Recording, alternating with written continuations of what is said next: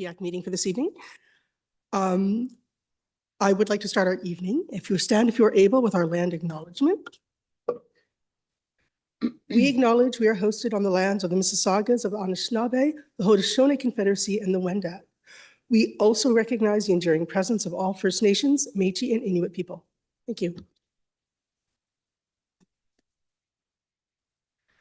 So before I continue, I want to welcome everybody for being here online and in person. I'd like to welcome trustees in the room and online. I'd like to welcome staff, as well as parents that are joining us this evening as guests. We have a number of new members joining us tonight, so welcome. And I'm sure later on in the meeting, we'll get to hear who you are and what wards. I've gotten a chance to meet some people virtually already. So again, thank you for being here. As well, as we continue, I want to share that PIAC does have a code of conduct. I advise you, or I suggest, I'd really highly recommend that you look at our code of conduct that allows us to have meetings which are constructive and supportive, as well as allowing us to be able to communicate in a safe and welcoming environment, allowing us to conduct ourselves. So again, I welcome you to look at our code of conduct, as well as the TDSB's code of conduct, and that applies when we're in person, online, and even in our Zoom chat tonight. As this is a public meeting, anything that we're saying in the Zoom chat is actually being seen by public as well. So if you can, reserve that space for thoughts about what's going on in the meeting. But again, we cannot control what happens in there, but asking everybody to take that into consideration as they're at the meeting this evening. Thank you. Now, a bit of administration. Right now, we take a moment to allow members to identify if they feel they're in a conflict of interest with any items on the agenda. Do we have anyone online who's? Okay, thanks. We're just going to let Sarah check to make sure that we're not missing. Thank you, Sarah. As well, we also take a moment to see if there's a change in membership status. That would include your child is no longer a member, a student in the TDSB. Maybe your status has changed and you no longer live in the ward that you have been elected to. Things happen, life circumstances change. So we take that moment to find out if any of that status has changed. I'll give a moment for that. Anyone in the room? Anybody online? Okay, thank you. Moving on to the approval of the consent agenda. At this time, if there are any items that any member would like added to the agenda, this would be an opportunity to share that right now and put that motion forward to amend the agenda, and then we will second that. Janice? I'll second that. Oh, no, so there has to be an amendment though. Right now, we're asking if there's any amendments, any items. Oh, sorry, Andrew? I'd just like to say I appreciate the work that occurred between the executive and the meeting today, that the minutes were able to be amended based on the concerns that I raised at the exec.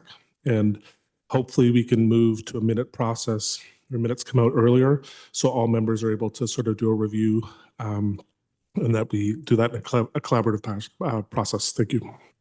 Andrew? Okay, so hearing none at the moment. If I could get someone to second. Oh, sorry, I apologize, Andrew. Anybody, sorry, I apologize, online, is there anybody who would like to add anything? My apologies to the group. Sorry, it's Tamasha. Both Eden and I, our hands are up. I'm not sure if it's the same thing, but we don't have the agenda on the screen. It's on Oh, we do see it in here on the screen. Is there? I apologize, Tamasha. No worries. Yeah, I can't see it either. Okay, I think it's coming up now. Thank you.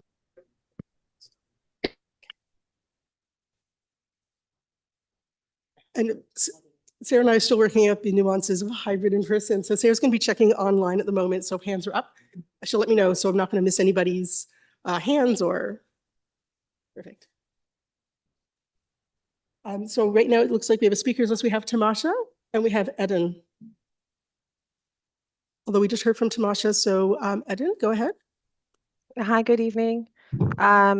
There was an email sent to the co-chairs a few days ago asking for an item to be added to the agenda, and I don't see it on the agenda. Thank you, Eden. at this time, we can definitely add that item if requested. And I'm wondering, it was regarding, from what I understand, the LOI, correct?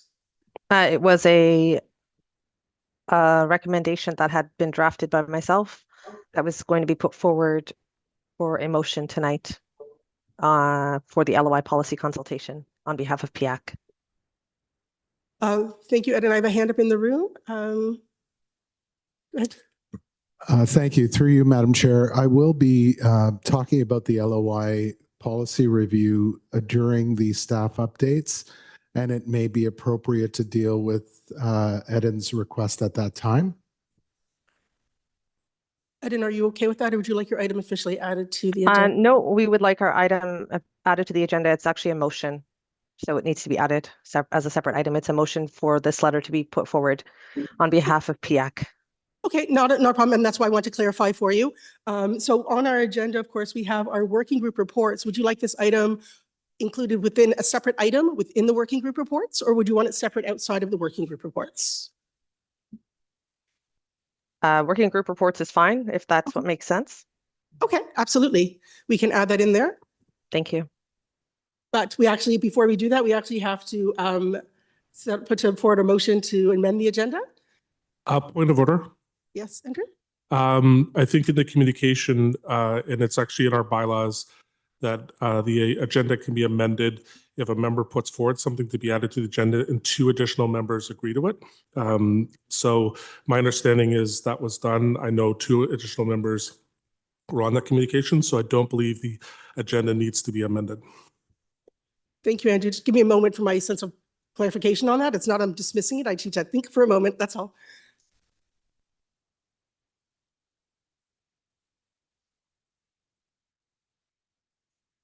I'm looking for, I apologize, everyone. I'm looking for a little point of clarification and advice, but give me one moment, please.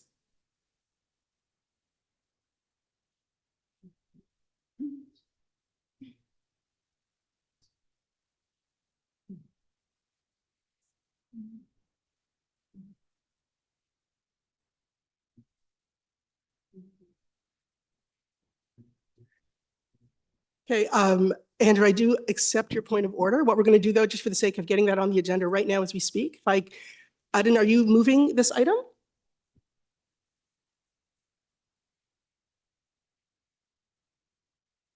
I am moving the item to be added. Is that what you mean? Well, you have to sort of a movement to a move. We need it moved. So if that's the case, and then I would need someone to second that. Aaron is going to second that. And at this point, I'd be asking for discussion. Is there discussion? Sorry, point of order. Again, I just want so everybody's clear. Under section 4.7.5, new items for consideration at a general meeting should be sent to the co-chairs at least 48 hours prior to the meeting, if possible, and need to be endorsed for consideration by 3 members. However, during the meeting, emergency items may be added to the agenda if a majority of voting PIAC members present agree to the vote. My reading of this is that by doing that previously, that the item is added and not requiring an amendment. Michelle?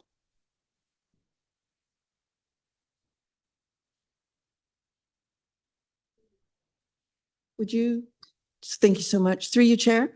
So that it was forwarded and the chair has opted for again to this meeting for it to be moved at this meeting. So it's the purview of the chair to move and amend the agenda.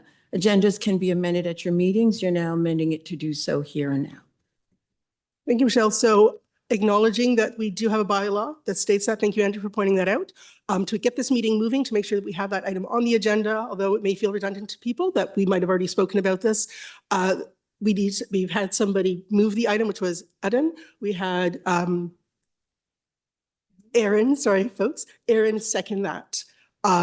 We can now open this up for discussion officially, formally. Do we have anybody who would like to speak? We'll have a speakers list. I don't see anybody in the room. Anybody online?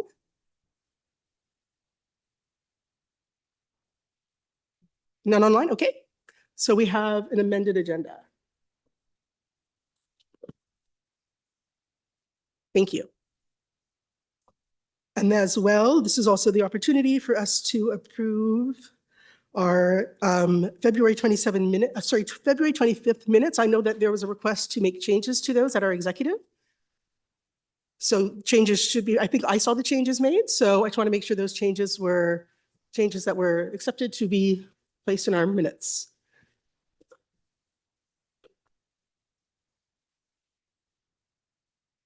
Okay, hearing nothing in the room, online. Oh, I see. Crystal? I'm just sorry, I'm on my phone right now, so I don't know if I've missed it, but if there were changes made to the minutes at the executive, were those minutes sent out again? Because I can't find it. Actually, Latha did send out the minutes that were changed before this meeting tonight. So I believe it they're was in a- just sent tonight.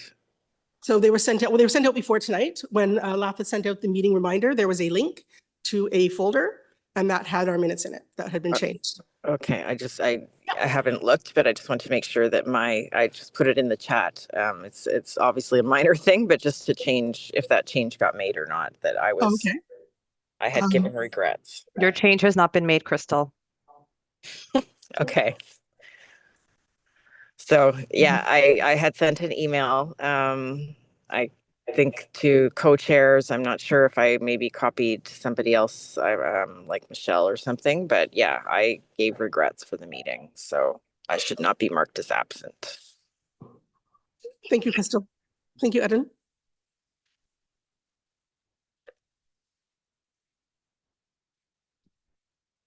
Can I get someone to second our now changed minutes or amended minutes? Seconder? I'll second. Thank you. Okay. Oh, sorry. Point of order. Point of order, a guest cannot second. I apologize. We need. I will sorry. second.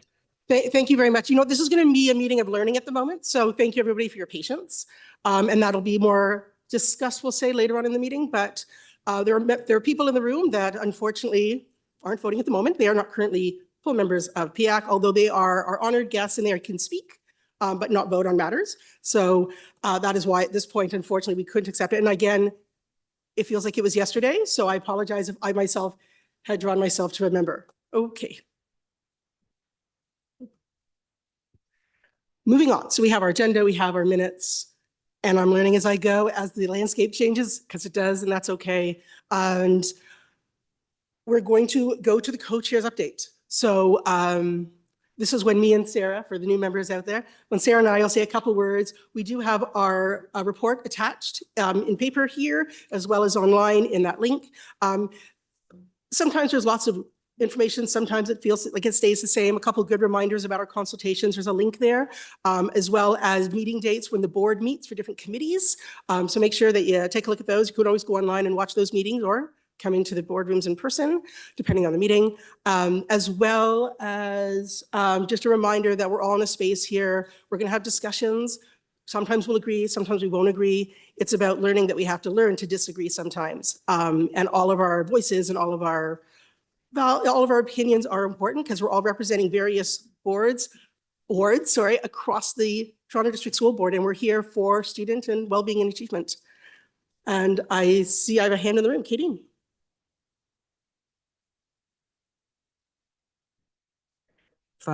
Move past adjustments to the minutes, but I'm wondering if a member is on leave, if they should be marked absent or reflected other ways. Just Nadia from Ward 22 is noted as absent, but has also been on leave from PIAC for the past few months. That's a great question. As we're learning this process and what this means for PIAC and guests and where their attendance lies. Would it be okay if Sarah's going to take that? Yeah. When it's regret is when you emailed either the co-chair or LATA to let them know that you're not going to be present at the meeting. Absent is there's no communication given to the co-chairs, right? So that was sort of the difference, Mark, in regards to that. Yeah, thank you for that clarity. Chair, just to know that if a member has noted that they'll be away for a period of time, that is communication. So I'm still wondering if that is an absentee. or just a form of acknowledgement that they will not be present, just for proper reflection.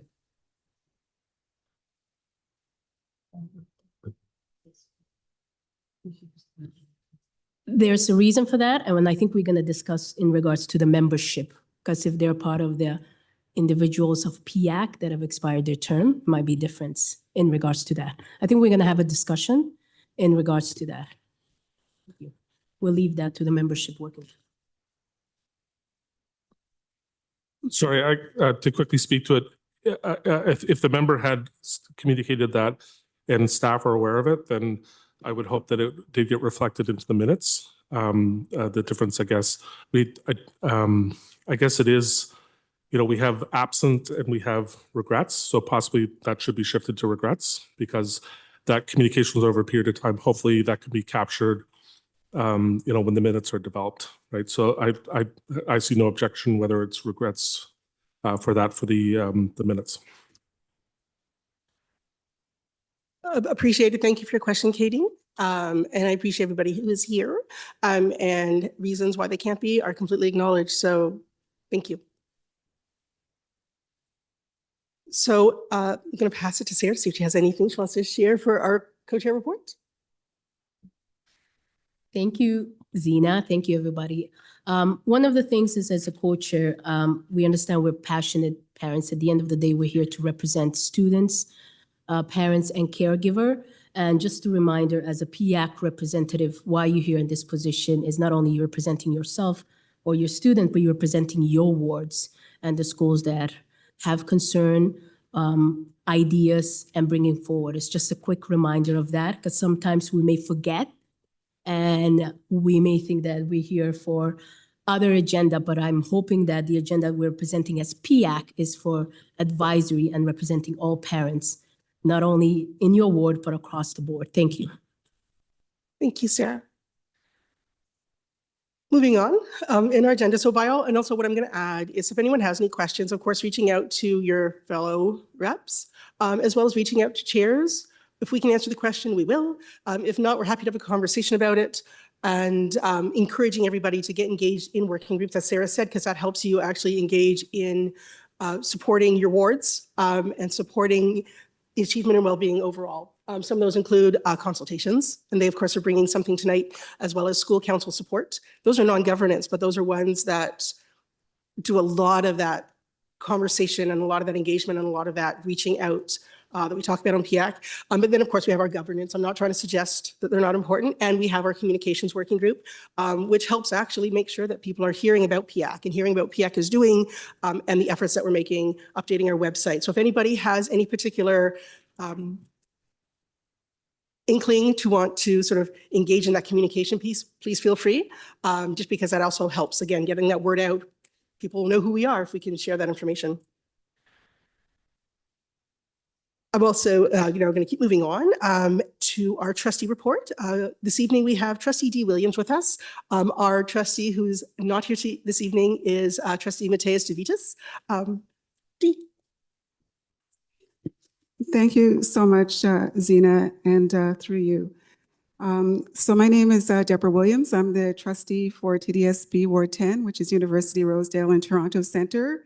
And I'm here this evening as your PIAC trustee, Mateus DeVitas, designate or delegate in his absence. So I sent the written report. It's in the folder. I'll just go through quickly. I tend to pack a lot of information in my reports. The first item that I opened with was just a highlight of our multi-year strategic plan 2024-2028, Inspiring Minds and Shaping Futures, our multi-year commitment to student success.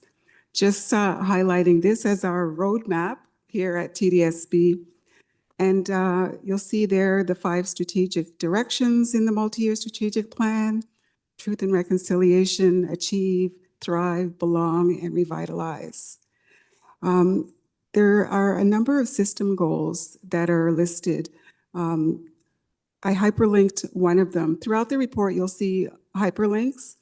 I highlighted the literacy strategy. So the system goals really do strengthen the work done by teams and departments with a focus on student achievement, mental health, and well-being, as well as implement the TDSB strategies. For example, the literacy strategy, math strategy, combating hate and racism strategy, student learning strategy, and the mental health and addiction strategy. I'm just highlighting that. For me, it's like a compass of why we're all here. It's all about student achievement and well-being. So going on, the next item are the Heritage Month celebrations at the board. We just wrapped up Greek Heritage Month in the month of March, but there are a couple of events that are still going to be happening this week and this weekend. The Greek Heritage Month closing ceremony, which is happening on Saturday, April 5th, from 1:30 to 3 p.m. at the Greek Community Center of Toronto in Thorncliffe. The address is there in the report. And the annual Greek Independence Day Parade, which is taking place on Sunday, April 6th at 1 p.m. And the meeting place is the field at Kapapamachwe Wandering Spirit School at 16 Finn Avenue. This month, April, we are celebrating Sikh Heritage Month. And Sikh Heritage Month's virtual celebration is taking place this Thursday, April 3rd. There's a link there to access the live stream. And also there are wonderful, there's a link to some wonderful podcasts and resources that you can share with everyone. So it's really a celebration of Greek identity, the power of unity, community, and cross-racial solidarity.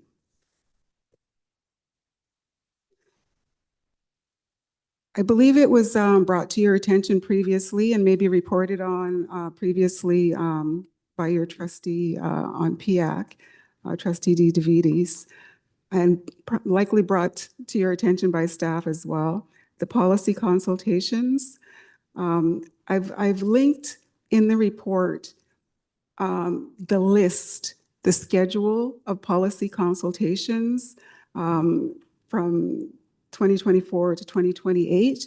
So it'll give your consultation working group maybe a bit of a heads up as to what's coming. It's the full schedule. And also a link to the policy development process flow chart. So give you a good idea of how the policies are developed from beginning to end. The policy that's being consulted on right now is the Learning Opportunities Index, the LOI. And there were a number of public consultations that took place, and the last one being this Thursday, April 3rd. It's a hybrid consultation, in-person and virtual, and the link to the information is there in the report. There's also another consultation that's in phase 5, the fundraising policy that I just mentioned in the report there. On March 19th, our Governance and Policy Committee, it went through that standing committee, the staff report, and there's a link to the report, the staff report in my update regarding the System Priorities Fund being revised in the fundraising policy to proceed with a mandatory contribution process. And that's going to be coming to the board for discussion on April 16th. Just to highlight, the Excellence Awards nominations are open. This is a wonderful opportunity to nominate staff who are supporting the success and well-being of students and school and work committees. The nominations anyone can make a nomination, and the nomination deadline is this Friday, April 4th at 5 p.m. The next is our current development of the upcoming school year budget.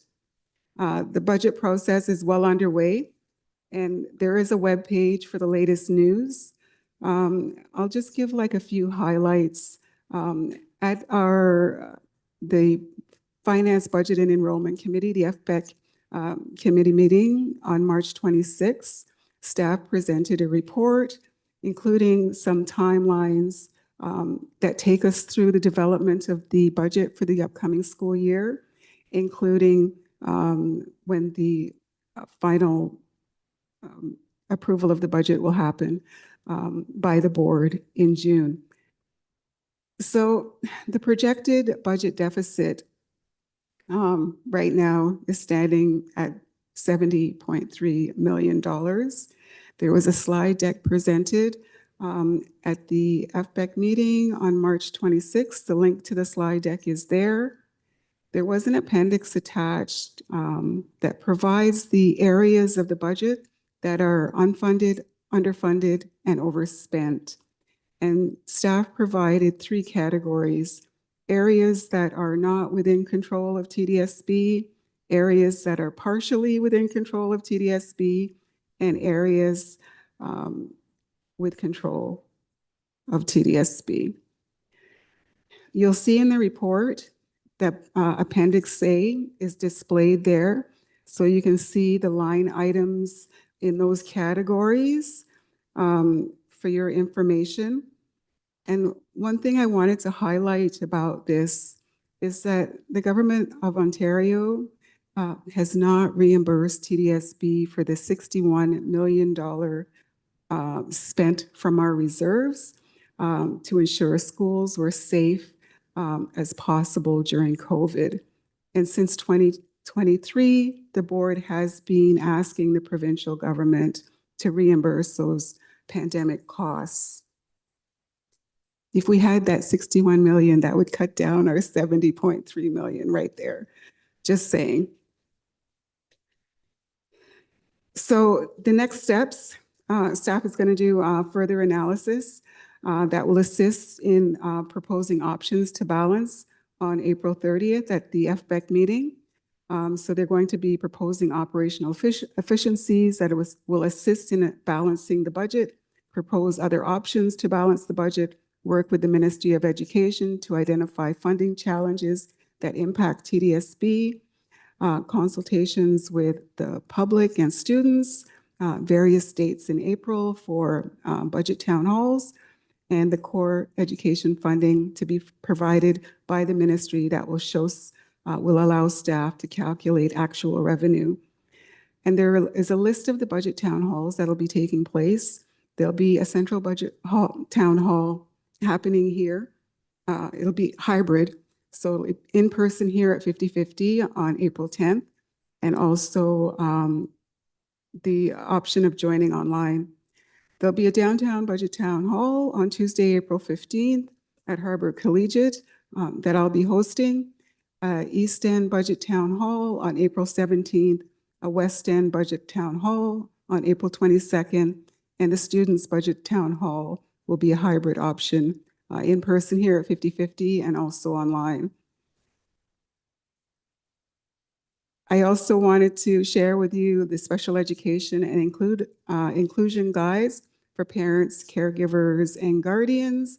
The link is there. It's wonderful information that you can share with your wards as well, and the school councils and parents.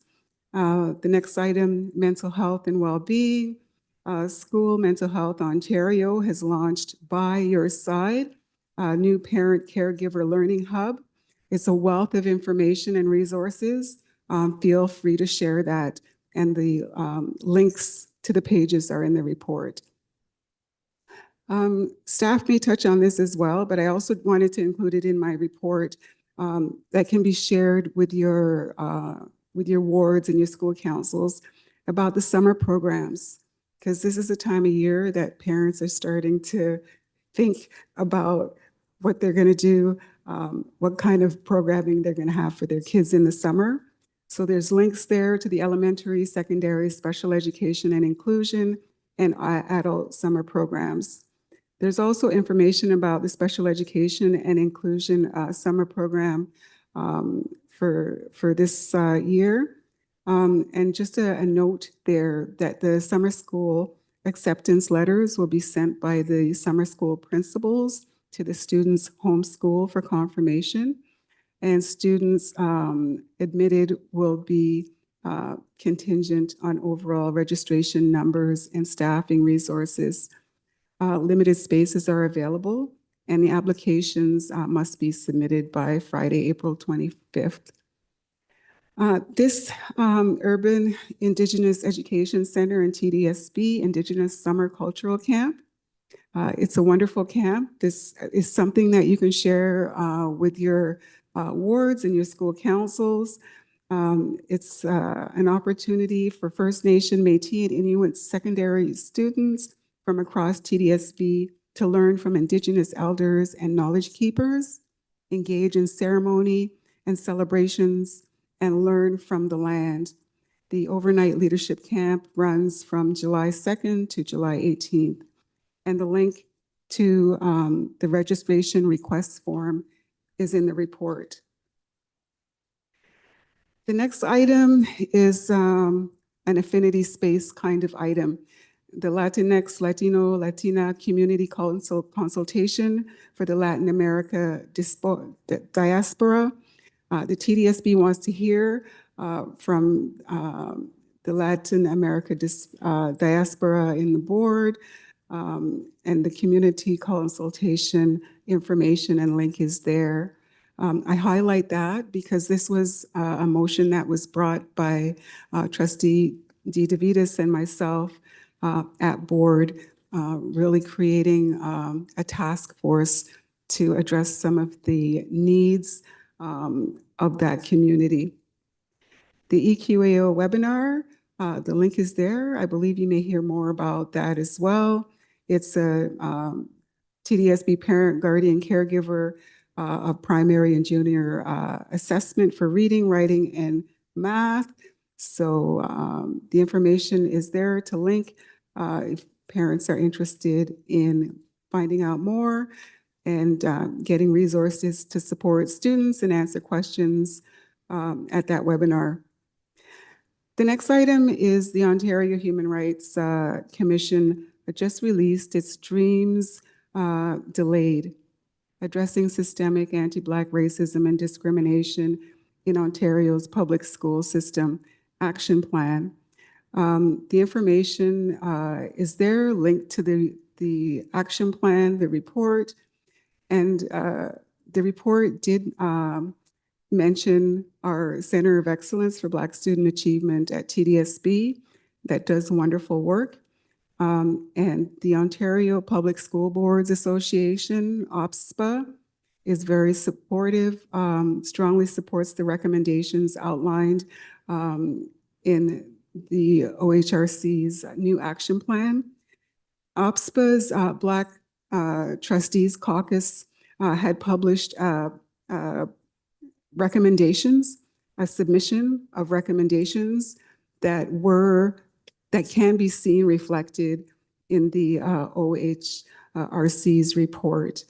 And I'm one of the trustee representatives on OPSPA and also a member of the Black Trustees Caucus. So a lot of work went into the consultation, and it's a very comprehensive report.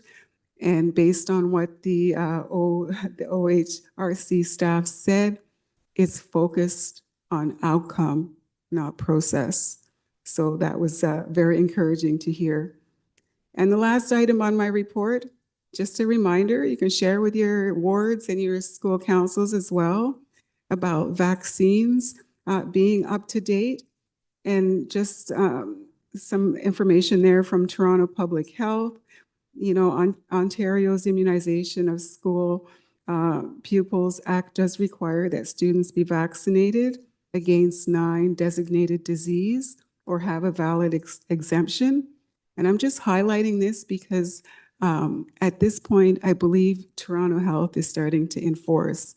And one of the outcomes, if you don't either have the vaccinations or an exemption, could be possible expulsion of the student.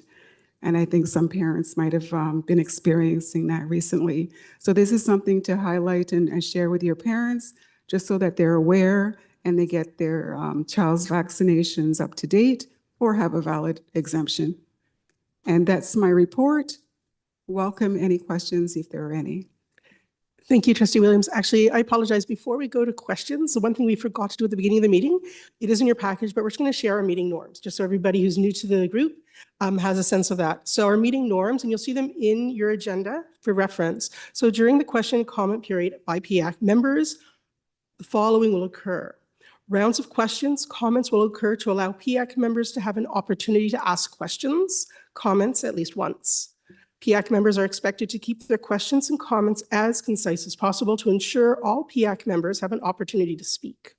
Co-chairs will close questions, comments, periods to ensure the meeting agenda is adhered to and indicate that questions and comments are pending at the close of questions and comment periods. They can also be put into the chat or emailed at info@PIAC, which is our email, to record as part of the minutes. For PIAC motions that do not involve amending bylaws, change to meeting procedures, or budget allocation, which are moved and seconded, the following would occur. The PIAC co-chair will ask if any members wished a recorded vote. If 3 or more PIAC members request a recorded vote, then a recorded vote will occur.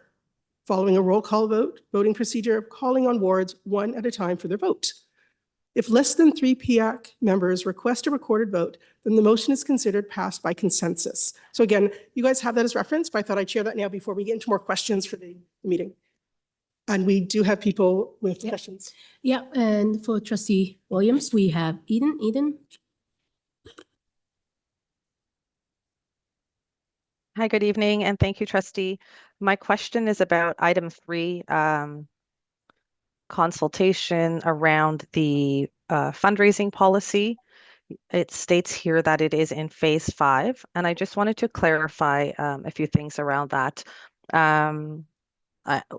We're aware that the fundraising policy went to the Governance and Policy Committee. However, there were revisions made and voted on at that meeting. So I am looking at the flowchart, the policy development process flowchart, and trying to understand what the next steps would be, considering that in phase 5, if a policy is revised as a result of consultations, it's to go back to phase 3 and go back for external consultations. So I just wanted some clarification around whether this will be going back to community for consultation, especially given that at that meeting, it was made clear that in the consultation, 60% of those who were asked about mandatory versus voluntary had actually 60% voted in favor of making the contributions voluntary, but the trustees voted to make it mandatory. So just wanted to understand where we are in terms of that flow chart, what the next steps will be in terms of making sure that that policy is following the appropriate procedures. Thank you. Thank you for your question, Eden. So if you look at the phase 5 of the flow chart, you'll see that the policy has come to the Governance and Policy Committee. That was the meeting that took place. And the final draft is coming to the board meeting on April 16th.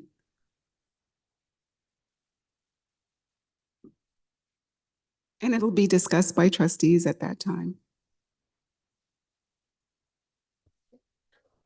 Ward 3, Angie, on the speaker list. Thank you. I guess I looked at the fundraising policy. A couple of questions. So yeah, my understanding, and thank you, Eden, that the recommendation is to go forward for mandatory. So I'm wondering what the percentage is going to be. And then I thoroughly read the report, and it didn't mention any costs.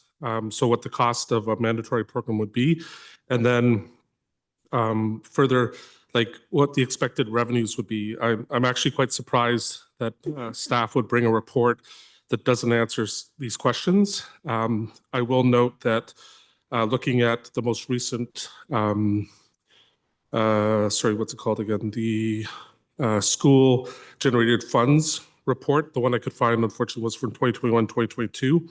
again, it's very difficult to find information about minutes, about agenda with the board's site.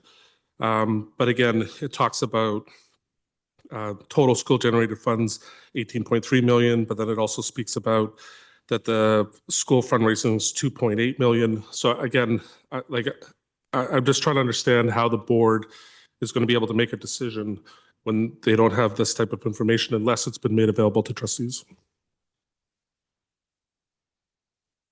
Thank you for your question, Andrew.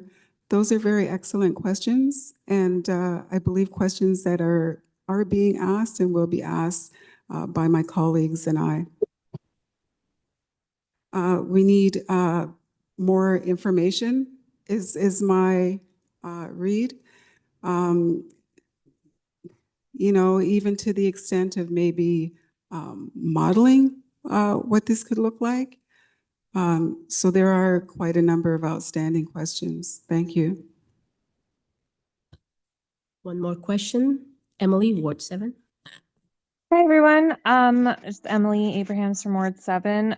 So just a question, because it came up in our school council meeting. So we operate our fund, we have a pretty robust fundraising arm. And like many other schools, we operate as a home and school association from the fundraising side of things.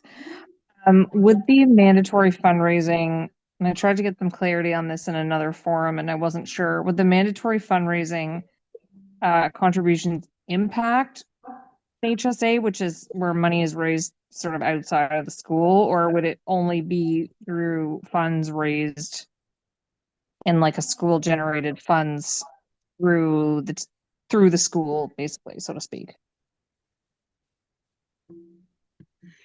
Thank you for your question, Emily.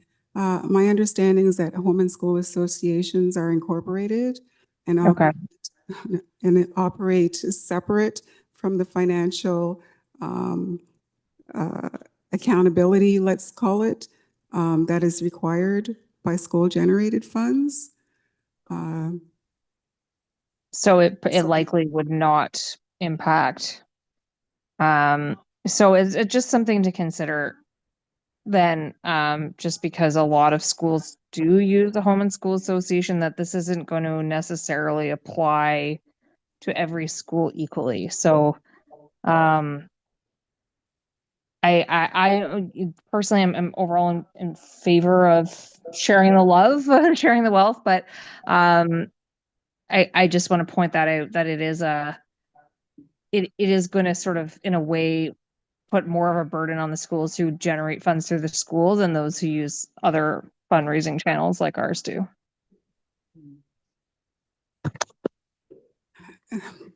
Thank you, Emily. I think that was more of a comment than a question. Yes, it was.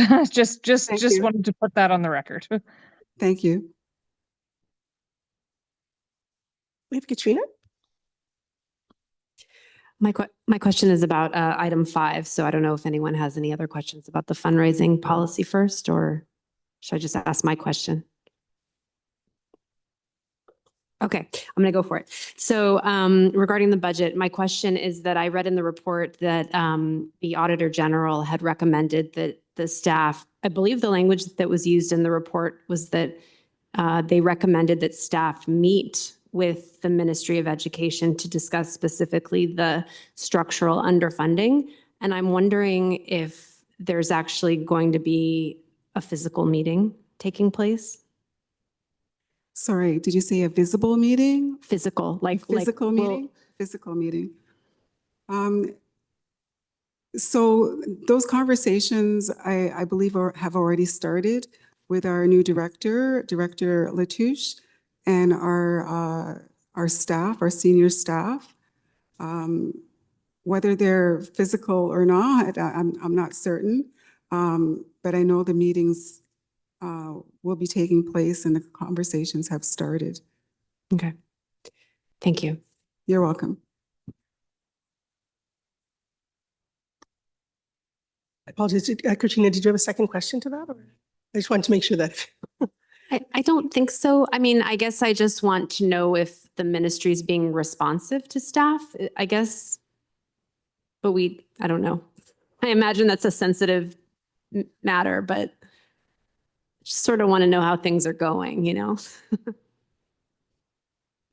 Yeah, I would say stay tuned for updates. Yeah. Go ahead. Susan? Go ahead. Oh, hi. Sorry, I see that you noted Eden, but I just wanted to bring up Eden's question in the chart, in the chat, and also ask the same question because I think this is important.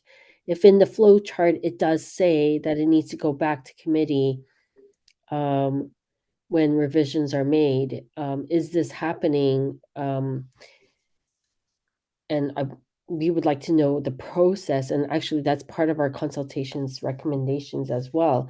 We'd like to know the process and how you determine whether you're going to go back to committee or not, and then how these revisions come about and how you make these decisions.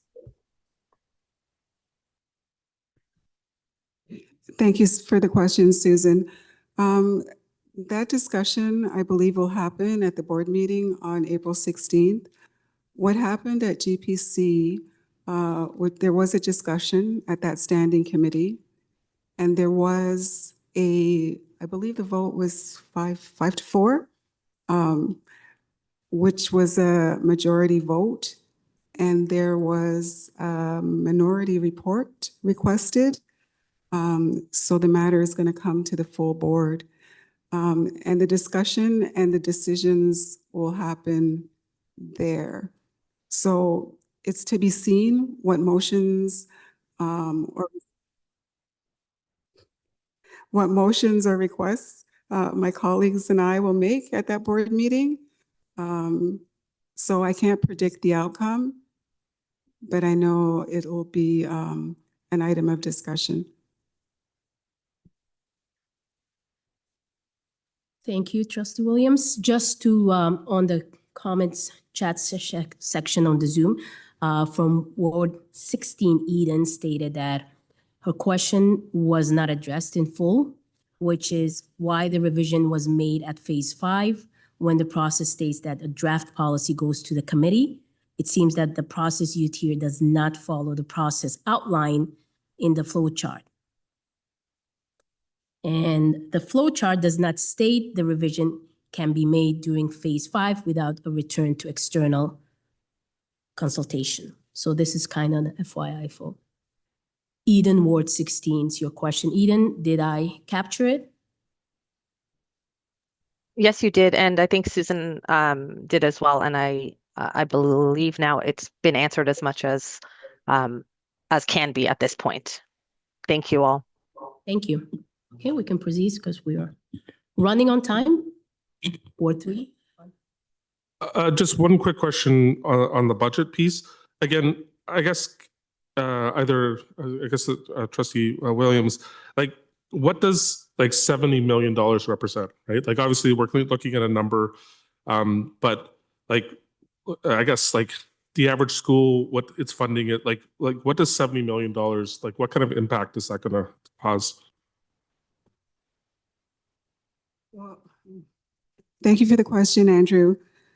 So you'll see on the third page of the report, the list of the items not within control of the TDSB, within control of the TDSB, partially within control of the TDSB. So the next steps to address the deficit will be staff will come back at the FBEC meeting on April 30th, proposing operational efficiencies to assist in balancing the budget. They'll propose other options to balance the budget. And as was asked earlier around the, I use the word negotiation with the Ministry of Education, discussions, dialogue to identify funding challenges that impact the TDSB, including the moratorium on school closures. You may notice in some of the reports around building capacity in our schools. Some of our schools are very underutilized, and there is a moratorium on school closures, which if it were not there, we'd have ability to consolidate our sites, possibly consolidate schools, to improve programming.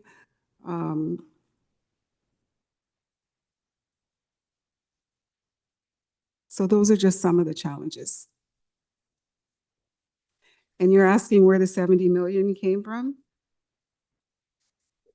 No, I think you've answered the question. I was asking what does it represent, and I think you've answered that. Thank you.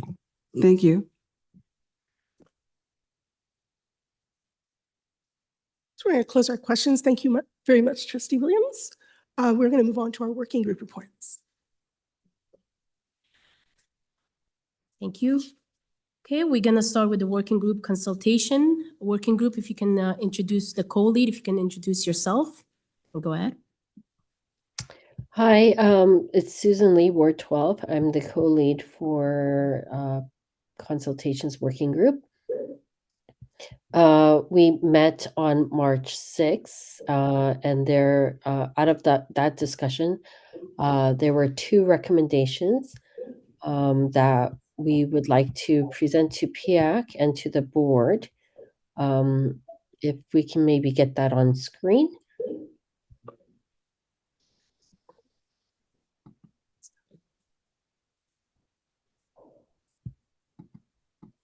Should I wait?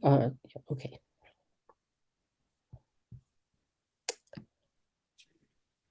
So the first recommendation is CDSB supporting parent engagement.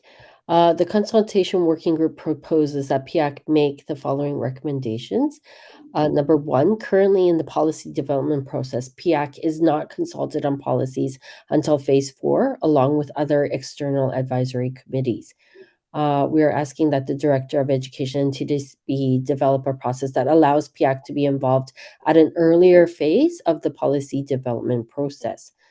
And number 2, PIAC and external advisory committees are consulted on the policy development process, but not on the procedural development process. However, historically, where parents and TDSB at times conflict is in the procedural aspect of the policy. We request that PIAC and other advisory committees be consulted during the development of procedural process to reduce conflict and to encourage good faith in the board, as well as information on recommendations made to the board and how decisions were made about the policies and procedures. Sorry, that sentence wasn't complete, but would be made public so that we understand how you came about to the decisions or, came to come to your conclusions. I think sometimes, we may not understand the behind stories, and if we just know those kind of facts or the details, we may have a better understanding and may be able to accept what is being presented by the board or developed by the board. But because we miss those steps in that communication process, there's a lot of miscommunication and misunderstanding that goes on. Should I stop here for discussion, or should I just go to the second one? Well, first ask the motion.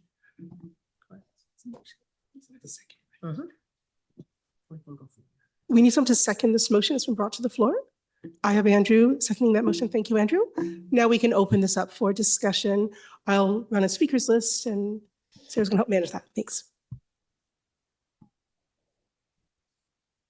Do we have anybody in the room with any questions on the motion that's on the floor? Do we have anybody online? Nope. Okay.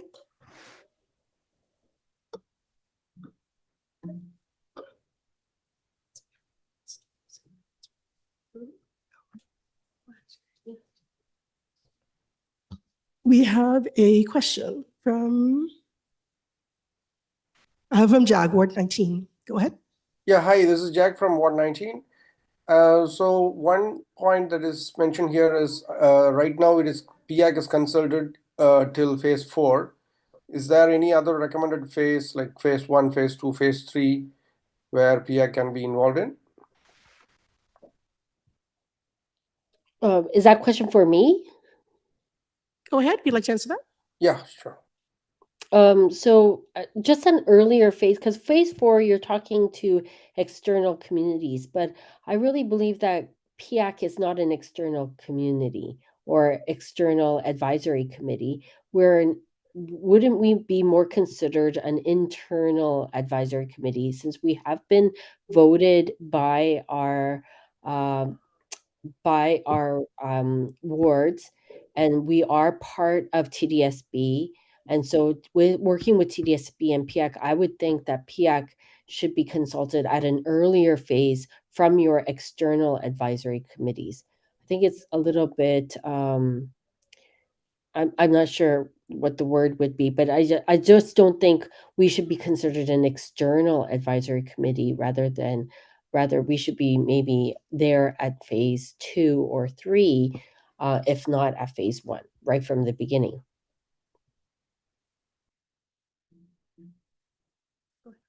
Thank you. Thank you. Susan, quick question actually for you. Would you like this motion voted on in 2 different chunks, or would you like this motion as one? Just asking for the sake of the motion itself. I would prefer to do 2 different, because I think it's 2 different types of concerns. Okay, and then as well, I want to make sure that I'm doing this properly, everybody. So in this case, I believe we'd have to go back and actually move that first portion and have it seconded. So we could actually, if we had to discuss again, we could, and then we would ask, just so everybody knows the process, we would ask if anybody in the room wants a roll call vote, as we mentioned in the meeting norms, and then we would ask for 3 people to do that. Sorry, I see Kadeen, and then bear with me one moment, everybody. I think there's someone else after Kadeen. Give me one sec. Okay, we have our trustee on the speakers list. So Kadeen, go ahead. Great, thank you very much. Just to the consultations group, I think this is a great recommendation and has been something that we have been discussing, at least has come up in conversation over many months. I do think it's valuable to be specific and clear as to which phase it is that you feel PIAC should be involved in, and that would give clarity for how we move forward. So just saying an earlier phase is great, but if it's phase 3 or phase 2, that's preferred. I think that the motion should reflect that for clarity and for effectiveness moving forward. I see you, Andrew. I also have D on my speakers list next. So Trustee Williams. Thank you. First, I want to acknowledge my colleague in the room, Trustee McLean. Sorry I didn't acknowledge you earlier. Welcome. I just wanted to, it's just a comment around where PIAC has generally been consulted and engaged as an internal stakeholder. On that chart, internal reviews and sign-offs at phase 3, identify internal stakeholders and conduct reviews. So it's there on the chart. But I understand the motion is looking for something more explicit, I guess. Yeah.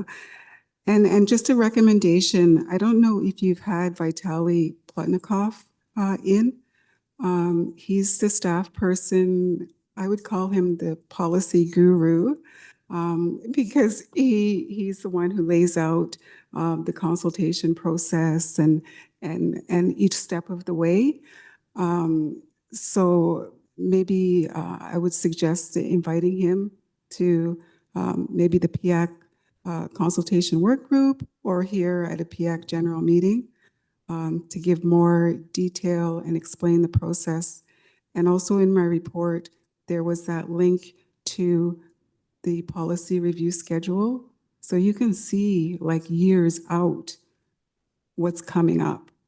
So that might be helpful as well.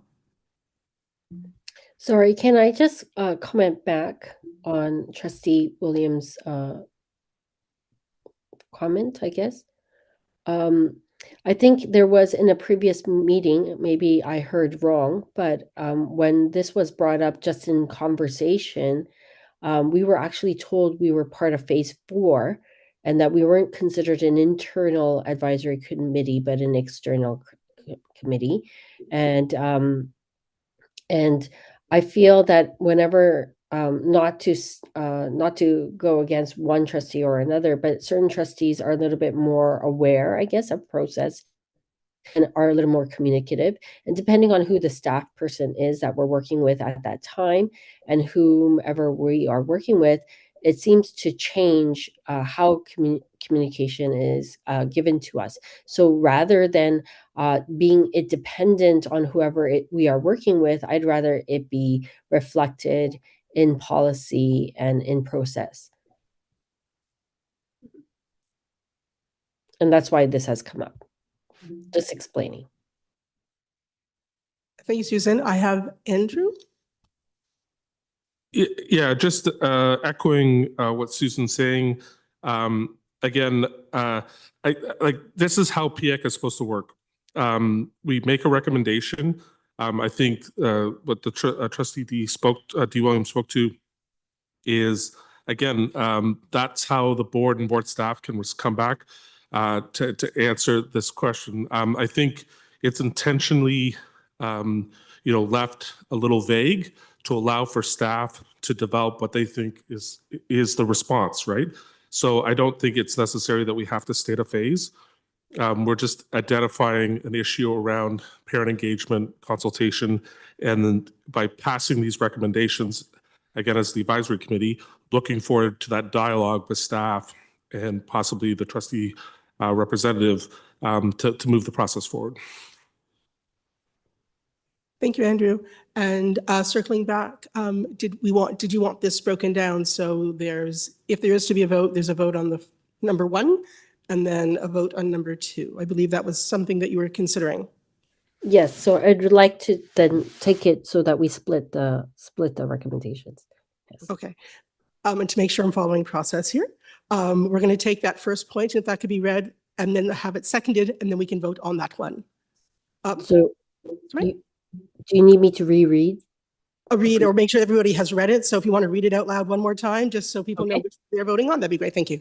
Okay, so the consultation working group proposes that PIAC make the following recommendations. Currently in the policy development process, PIAC has not consulted on policies until phase 4, along with other external advisory committees.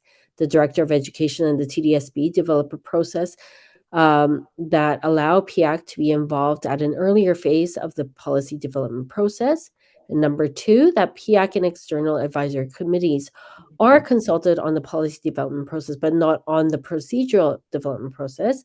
However, historically, where parents and TDSB at times conflict is in the procedural aspect of the policy.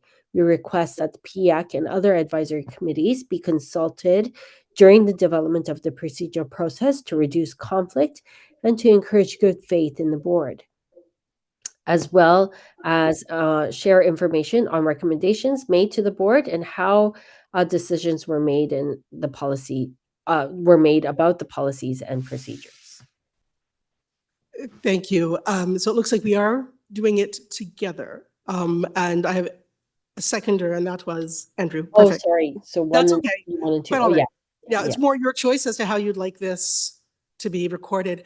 Now, at this point, we would ask if 3 people or more in PIAC would like a recorded vote, which means a roll call vote. So we'll wait a moment if we have anybody in the room that would like this to be a recorded vote, a roll call vote.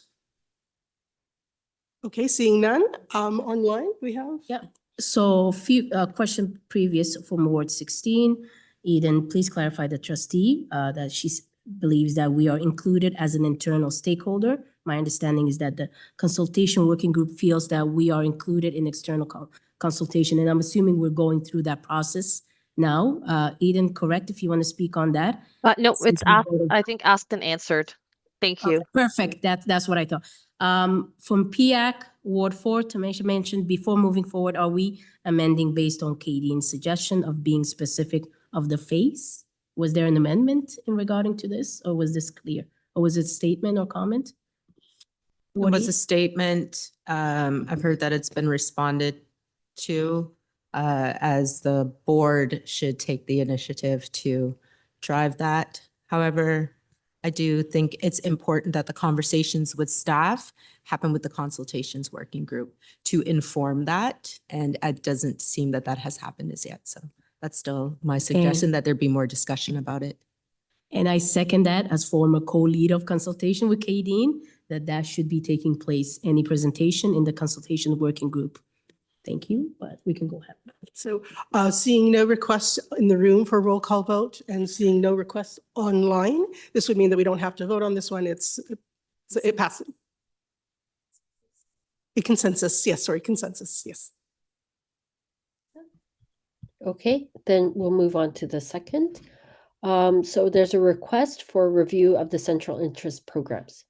Whereas the TDSB has in place various central interest programs to assist and enhance the interests of students, and the TDSB strives to offer students valuable educational opportunities while creating a nurturing climate to promote their growth, development, and success. Therefore, it be resolved that the board conduct a full review of the CIP, paying attention to, but not limited to, the following areas. Curriculum. Has the curriculum remained the same since the lottery, or has it changed, and in what way? Were courses modified or removed after the lottery? 2. B, the adequacy and quality of support for students who are struggling with the rigorous nature of the programs. Was extra tutoring support given to students or extra classes or lessons? C, what was the comparison of success rate or dropout rate of students pre-lottery and post-lottery? And data on retention rates would be recommended. And D, with the lottery, was the diversity objectives met in the student population? E, were students ever declined a position in the CIP due to their geographical location? And F, how was information about the various CIP programs sent to schools across the TDSB? G, how many students are applying from the marginalized, racialized communities, and how many of those who are applying are being accepted into the central interest programs? And finally, what are the success criteria TDSB staff have been using for the lottery and the CIP? Thank you. And could I get a seconder for this motion that's been brought to the floor? Gilly? Am I right? That's why I'm learning names. Thank you. And second by Gilly. Now we are going to open this up for discussion. Do we can drop a speakers list. Are there any questions in the room? Nicole? Thank you, through the chair. I just want to add up to the comment because I'm also the co-lead for the consultation, and we have quite a long time of discussion ever since the central interest program has been rolled out as a lottery. So as you can see, all these questions are actually us as parents, especially as elected parents, actually genuinely care about all the students who's going into the program, as well as the students who are, let's just say, not lucky enough to be taken into one of those. So we really recommend the board to take a holistic approach, not just to, let's just say, pick the red cherries and showcase that, but just to look into the details. I think these few questions just provide as a way forward. And especially we were also inspired by the February board meeting by quite a few trustees, including some trustees present today, about some questions about how many from different marginalized group were applying and how many did they actually get in. So we want to get a sense, are we helping the people we were intentionally trying to help, or how did it go? And back to the last board meeting where there was a open data policy. I believe the staff from the open data policy public said that the data that is helping the program to improve can and should be made open to us. So we would just really highly recommend that the staff come back with some solid data instead of saying everything's going well or very generic. Thank you. Thank you, Nicole. Oh, I see Kitty. Thank you. Just a comment more and not necessarily a question. I agree that there should be a report back and an update on where things are currently and what the overall success rate, if you will, has been since the changes have been made to the central interest program admission process. I do want to comment and say that my son is currently in grade 8, and I found that the process for that was provided to the grade 8 students through the support of the guidance counselor at the school, the application process, the communications, the follow-up with clear instructions to accept, be waitlisted, and to decline seats was done effectively. That was my personal experience. I was also very pleased with the opportunity to attend and see very well-attended open houses, presentations, opportunities to check out the programs and the different schools. So I was quite satisfied with that and felt that the experience for many of the students, especially in my model school neighborhood, was favorable. So I just want to make that statement, but I do think that respectfully, we should get an update on where things are currently, because we spent quite a bit of time a few years ago discussing and updating this process to create some equity across the system. So thank you. Thank you, Katie. Sarah. Just for the co-lead of consultation, so this is more recommendation. You want a question, all these questions listed to be answered, correct? And provided, is it more providing in the consultation working group directly or to be brought up to the PIAC general meeting? I think it would be good for us to see actual data. I've noticed at the board level, it has been just very generic or general comments or like a general review, but I would like to see more numbers data in terms of you know, how many students applied, how many have been accepted, and are we meeting, what were the success criteria, and are we meeting those criteria? And especially the question on curriculum. So these questions are the minimum that we would like, but you know, if board has more data on other aspects of this central and service programs, obviously we would like to see that data as well. Thank you. Katrina. Thank you. I would like to add, in addition to the curriculum question, that also you try to find data on how many students asked for a waiver of course requirements. My daughter attends Rosedale in Ward 10, and what has been reported at this point anecdotally, I haven't seen data, but what the students are saying and what the principal is saying is that there is a distinct increase in the number of students who are requesting to not take arts classes at Rosedale, which is an arts specialty school, which is problematic, you know, just to uphold the standards of the program. And then also for morale, I think it's quite, you know, it's quite bad. The students are saying that there are kids that are openly saying they don't care about the arts, right? So I think that affects, you know, how students feel about the school in general. So I think, you know, finding out if students have waived or asked to waive course requirements would be also important. I also wanted to say last year I delegated on this matter to the board, and I was prompted to kind of look into some research on it. And the research that I had found basically said that, and I can forward it if people are interested, but you know, when you're trying to basically integrate specialty programs or high achieving programs, the strategies that are, first of all, the standards of the program shouldn't decline is a really key aspect of what the research shows. And then what I had read was that to improve the you know, number of the target group or the population of the target group, you want to employ more high touch strategies like what, I don't know your name, but like what you were saying, that the guidance counselors actually help them, you know, along the way and things like that.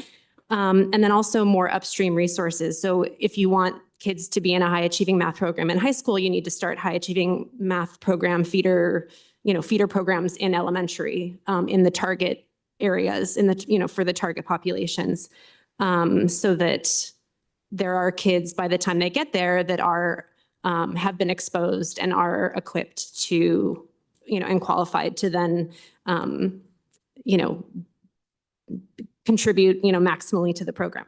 And then I also want to just say that as far as I know, staff has adopted this like low barriers mantra that they want to like reduce the barriers. And I question whether or not all of the students who could apply are applying, just because, I know it may depend from school to school and guidance counselor to guidance counselor, like how many resources are put forward to assist, all the students and families in applying. But I have to imagine that there are some families that, may not be as attentive, or have the time or have the language capacity to actually go through that process. And so, I don't know how you measure that, but I do wonder how many kids don't apply at all who, whose parents just weren't aware of it and they weren't aware of it. And, I'm not sure how you actually measure that, but that's, I think, an important aspect as well. Thank you, Katrina. Great points and great part of that discussion. Couple items here. We're looking at our time, and I apologize. We did not mention at the beginning that we sort of have a 3-minute limit. So it's no one's fault, but we're probably gonna, so I appreciate, although I do appreciate. Question though is, are we making a friendly amendment to this recommendation because of that last question? And that's something to consider for the person bringing the motion. Susan, would you like that last question added? Are you welcome to a friendly amendment to have that? Sorry. So what was the amendment that you're asking for, Katrina? I agree with your points. And I am concerned that there are students who are coming into the program and not wanting to follow through with the program and its curriculum. I think this is why we're asking for the data. But what was your... My specific suggestion was to add another question, which was how many students have requested a waiver of the course requirements, kind of, basically not taking the courses that are part of the program that they have become part of. I'm just wondering, is that allowed? That if they are part of this program that they're allowed to waive the courses? I actually don't know if that has been granted by the principal at Rosedale, for example, but he was stressing out that multiple students are making this request. So I don't know. Maybe it's something that can be a question that can be surveyed of the principals. I'm not sure. Okay, I'm willing to add to that because I think that's an important question. Thank you. Thank you. So I'll amend it and I'll add that. So the last question will be, how many students have requested a waiver of the courses of the programs? Is this okay? Yes. Yes, thank you. Okay. Thank you. And I second it. thank you. I was going to say, we need someone to second that. So perfect. So now we have that. And friendly amendment, thank you very much. And again, looking at our clock, we do see Tanya with her hand up, but we also do want to get through our agenda. So Tanya, we have 3 minutes and then we have to, oh, sorry about that. So hand down. Oh, okay.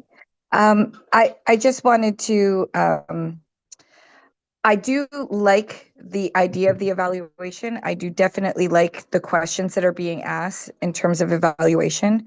I feel like the wording that's used in the questions are heavily weighed towards, almost accusatory. I don't know if that's the right word, but like, have you been providing additional support for people that might be struggling in these programs? And I don't think that was the intent of the lottery system. I think the intent of the lottery system was equity, but not for kids inadequate in these specialty programs to all of a sudden now provide additional services to support kids that are lacking and trying to keep up in these programs. I just, the way it's worded seems very like, I don't know. Sorry. Anyway, Tanya, it's not to be combative. It's just that because I was part of the consultations process pre-lottery and to now, and just listening from parents from several schools who have, anyways, the background to this is that when Parents were questioning the lottery. Some of the board staff did state that if there were students who were struggling, especially in the high STEM programs, such as Max or TOPS, that the schools and the board would ensure that students would be provided extra support so that they would not fail in the program, that they would be able to succeed in the program. I'm just wondering if that has occurred. So that Okay. was the question. Yeah. Fair. Thank you. So we're going to wrap this item up as we did not need a roll call vote on these motions. No one had requested that. Moving on to operational effectiveness. Sorry, over to Sarah again.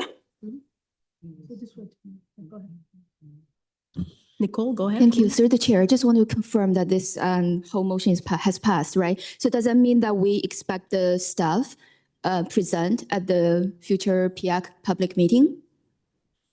Yes. Yes, we expect.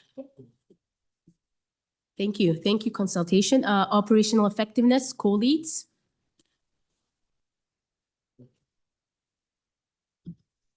Sorry, for clarity, is this LOI motion part of the consultations that we agended at the beginning of the meeting? Operation, you guys have a motion? No, it was the requests by a member around the LOI. Yeah, Eden's recommendation. I just wasn't in Yeah, the Eden consultation. is already under, oh, I see. Yes. Thank you. Yes, so are we gonna go through the LOI? Didn't you had an item you wanted to speak about during the working group? Is that for me? The recommendation for the Yes. Yes. so it wasn't actually part of a working group. It was something that came out of the agenda setting meeting, but I'm happy to share it now. If that's Absolutely. Go ahead. Yep. so basically we had been discussing the LOI policy is currently under consultation, and a number of members had stated interest in PIAC as a committee putting forward some recommendations to the LOI policy consultation process.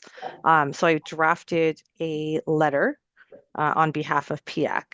I'm not sure if anyone has that letter and can pull it up and share it, or It's already shared. Eden, do you see it? perfect. Sorry. So do you want me to read? Do you want me to read this, or do you want me to just put forward a motion? I think just a motion. I think everybody Okay. has read it. Let's just go because we're. So the motion is for, I think for the co-chairs to submit this to the LOI policy consultation group on behalf of PIAC.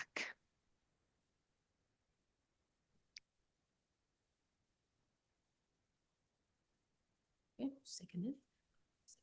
I'll second it. If the seconder, Andrew, thank you. Actually, can Mercy second it? Okay, Mercy, second.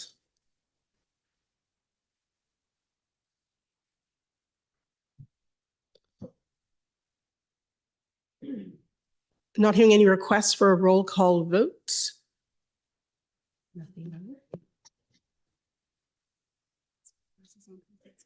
It passes by consensus. Okay. Now we're in the operational effectiveness working group.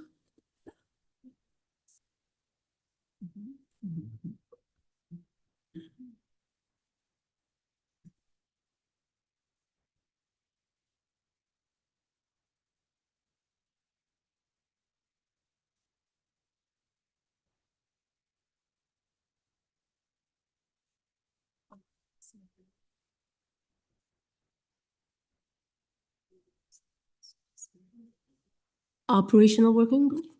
Any report? Thank you. We didn't have a working group meeting in March for various reasons, so there's no report prepared for this month. We'd just like to offer that April 14th is the next Working group meeting, budget conversations will come back on the table at that time. So we also recognize that there is likely a surplus resulting from unused dollars from ward engagement funds, and are going to be having those conversations. So I'm just putting that out there for working groups who may need to make requests. So April 14th. Separately, we have been collating all of the comments, suggestions, suggested amendments for the bylaws review into a working table. I just want to extend my thanks to the members who have offered their comments. Admittedly, we hoped that there would be more response from our members, and at least, if not your suggestions, an opportunity to review the bylaws and signed off that you have reviewed them in each of the documents. Those have been shared a few times. So once the table's prepared, we're at least hoping to have 2 opportunities, subcommittees for discussions of those proposed amendments. We know the conversations and the discussions will need to be thorough. We'll have to make decisions around all of the suggestions. Our intention is to come to May's general meeting to present, not for voting and approval at that time, but just to present to all the members what we have received, open for discussion, and then to have the vote for approval. This tentatively have our vote for approval for June. So those are our proposed timelines, and we'll continue to follow up with updates until then. Okay. There's a comment in the Zoom chat. How have the bylaw been shared? Comments, are they being shared on TDSB email only, or is it the G Drive? They have been circulated a number of times to working group members, to the TDSB emails, and I know separately to PIAC Gmails that people have designated. So there have been a number of ways that people have had the opportunity to review. We've also have everything in the operational effectiveness drive. So they are accessible to members who have access to the folder as well. Thank you. We have just one question. Ward 3, Andrew. I know that, they've been circled several times due to the fact that there was no meeting last month. And I think you said April 14th, so that is some time. Will members still have an opportunity to put ideas forward? Yes, we'll leave it open. We're continuing to put together a working table, which is different than the way we've been collecting comments to this point.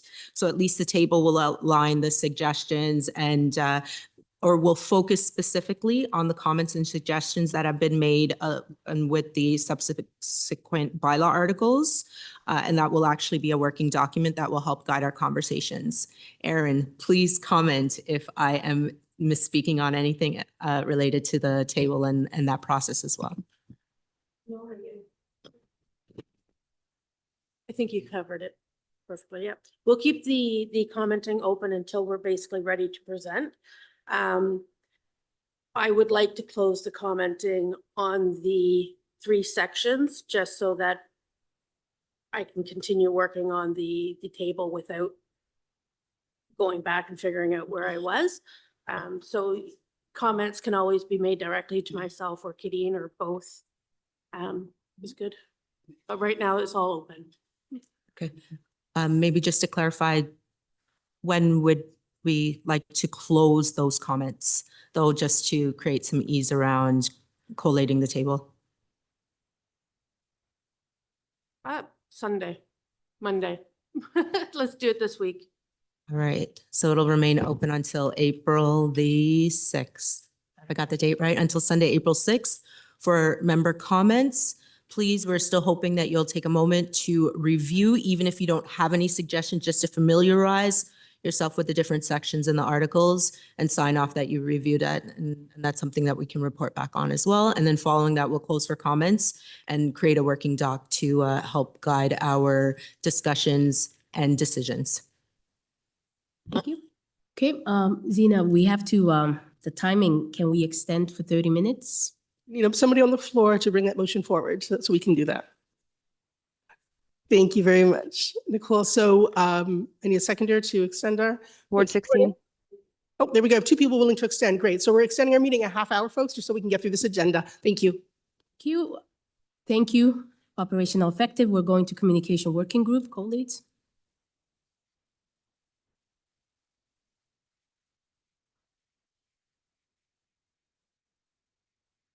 Anybody? By the way, who are the co-leads of the communication working group? Do we have it? Is it?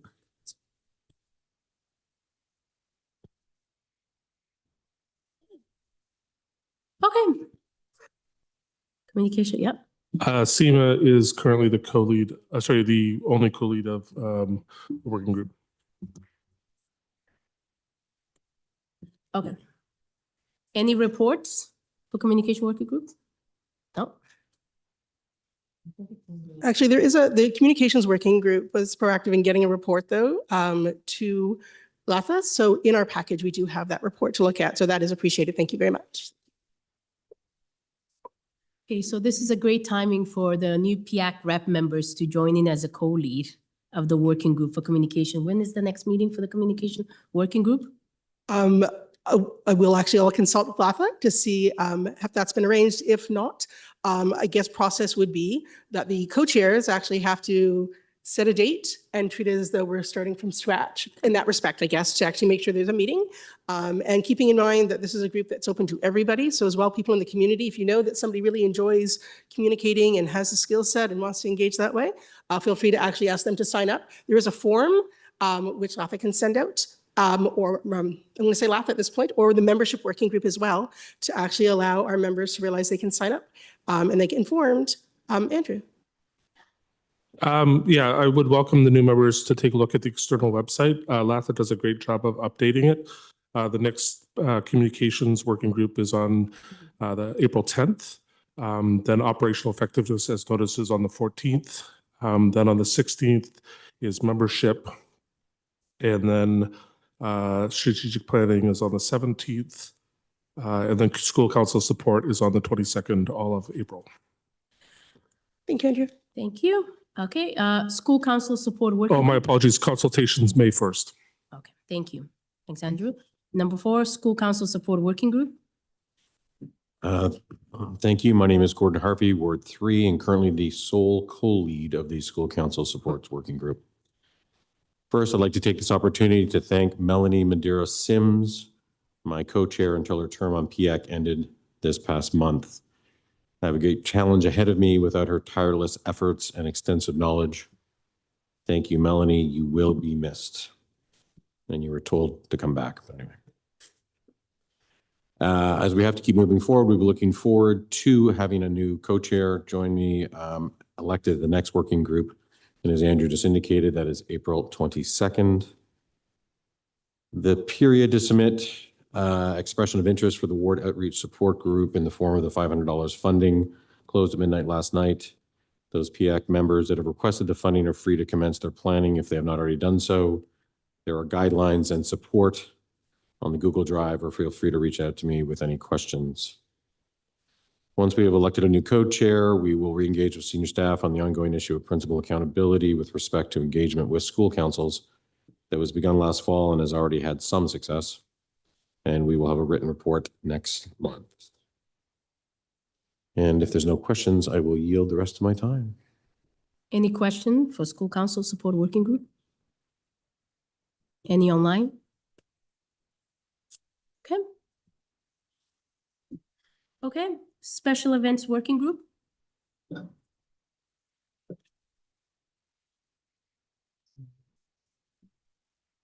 believe this time that would be Tanya. Tanya? Yeah, we don't really have an update. Our chair is still taking a break from PIAC, but we did request an update regarding vendors for the event and the status of invoices paid to vendors where they didn't render or complete contractual obligations for the event.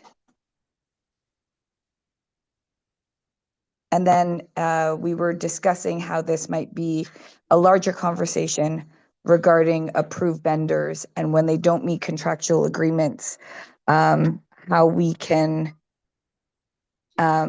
if we're getting into legal battles with invoicing when contractual agreements haven't been met, is there any way that we can start a process to remove certain people from the approved vendor list? Yep. Michelle, go ahead. Through you, Chair, I'll take that one by simply saying, once we've completed this process, we will be going to our purchasing department to clarify. So you know we're in mid-process right now, and depending on how that process ends up, but we will also be providing communications to purchasing around this particular vendor for their future consideration. Appreciate that, Michelle. Any question for the event, special events working group? Any online? Yeah. Moving to membership working group, colleagues? Thank you. My name is Andrew Waters, co-lead of Membership Working Group. I'd like to first welcome Emily Abrams as the new co-lead of Membership Working Group. That was the first order of business at the last meeting. So thank you. And she's already made a tremendous impact in the discussions we're having. And I hope to sort of kind of step back a little bit in the coming meetings because I think she will be excellent and already is.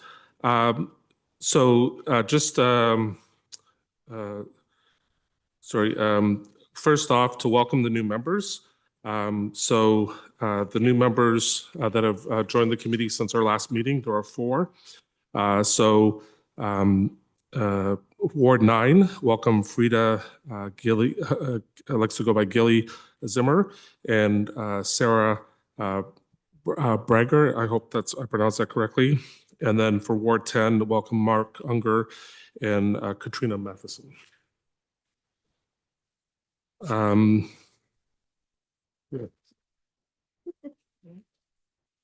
With that, the number of vacancies on the committee has gone to 18, so that's an increase from 5 from the previous report. And there's a breakdown of the reason for the vacancies.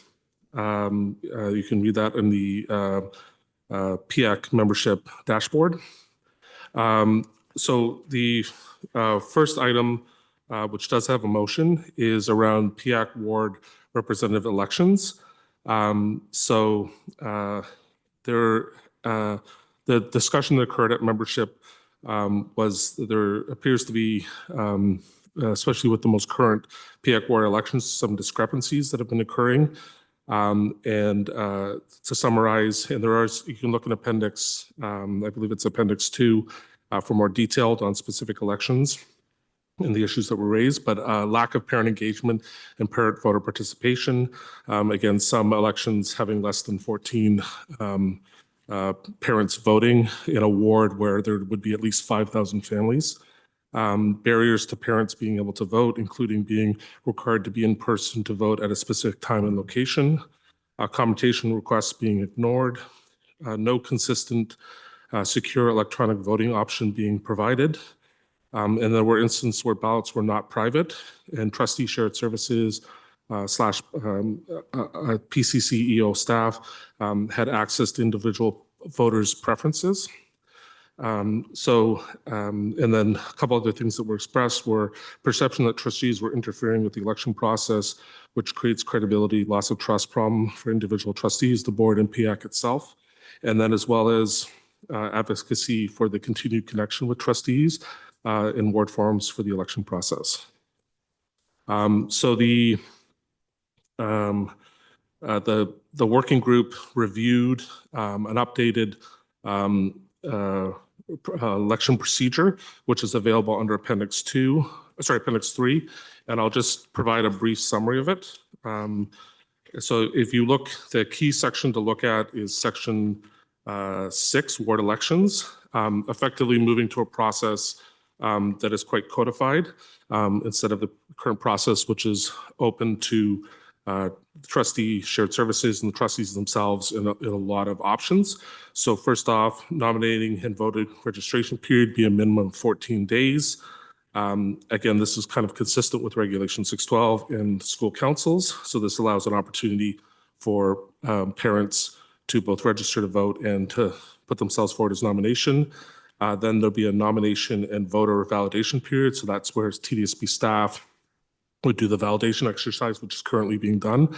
And then voter period would be 7 days in length through electronic ballot measure. So again, 7 days provides an opportunity for parents to vote when they choose and not at a very specific limited time. And then the results period would be, again, up to 7 days for an opportunity for staff to review the results. And additionally, which I didn't mention at the beginning, is introducing that it's not run by the trustees, that it's run by the chief returning officers, which would be would be the membership co-leads of PIAC, and in the absence of them, the chairs. And so they are basically overseeing the election. TDSB staff would continue to run the elections. And again, hopefully this will lead to better engagement and a sense that elections are being conducted in a fair, transparent, and timely manner. And the last piece that's not actually in this report part, but if you look at the next steps, which is a section in the report, after the recommendations, basically with this process, a 35-day election period process, and part of it speaks to basically if there's a vacancy to fill them in 60 days. Myself and Emily are committed to working with TDSB staff to fill the 11 wards that currently have some vacancies and do it in such a priority order to get representation as quickly as possible. So the principle is least recent representation. So looking at wards with no current and recent representation, then looking at wards with no current representation, both with 2 vacancies, and lastly, looking at wards with 1 vacancy. And with that, I'll open it to questions unless, sorry, Emily, is there anything you'd like to add? No, I think that was very, very comprehensive. Thank you, Andrew. And yeah, excited to be on board. And just reiterating, we really want to make the process standard and consistent and fair for everyone to really elevate that parent voice and access to parent voice element. So with that, I'll move the recommendation. PIAC approved the procedures of the election of a TDSB parent co-representative on the Parent Advisory Committee as outlined in Appendix 3 of this report. Go ahead. Second. Yeah. Anybody second it? Oh, yeah. Ward. Ward 9 seconded. Okay, open for discussion. Oh, Ward 9, Gilly. Thank you. Thanks, Len. I'm going to open the floor to any questions, and keeping in mind that all people in this room can actually ask questions if they'd like. And I'm going to actually hand the chair over to Sarah, because I'm going to request to be on the speakers list as well. So Erin. Sounds good. Okay. Yeah, go ahead. Erin, what one? I have a few questions. Sorry, I have a couple of questions, but I'll just do one at a time.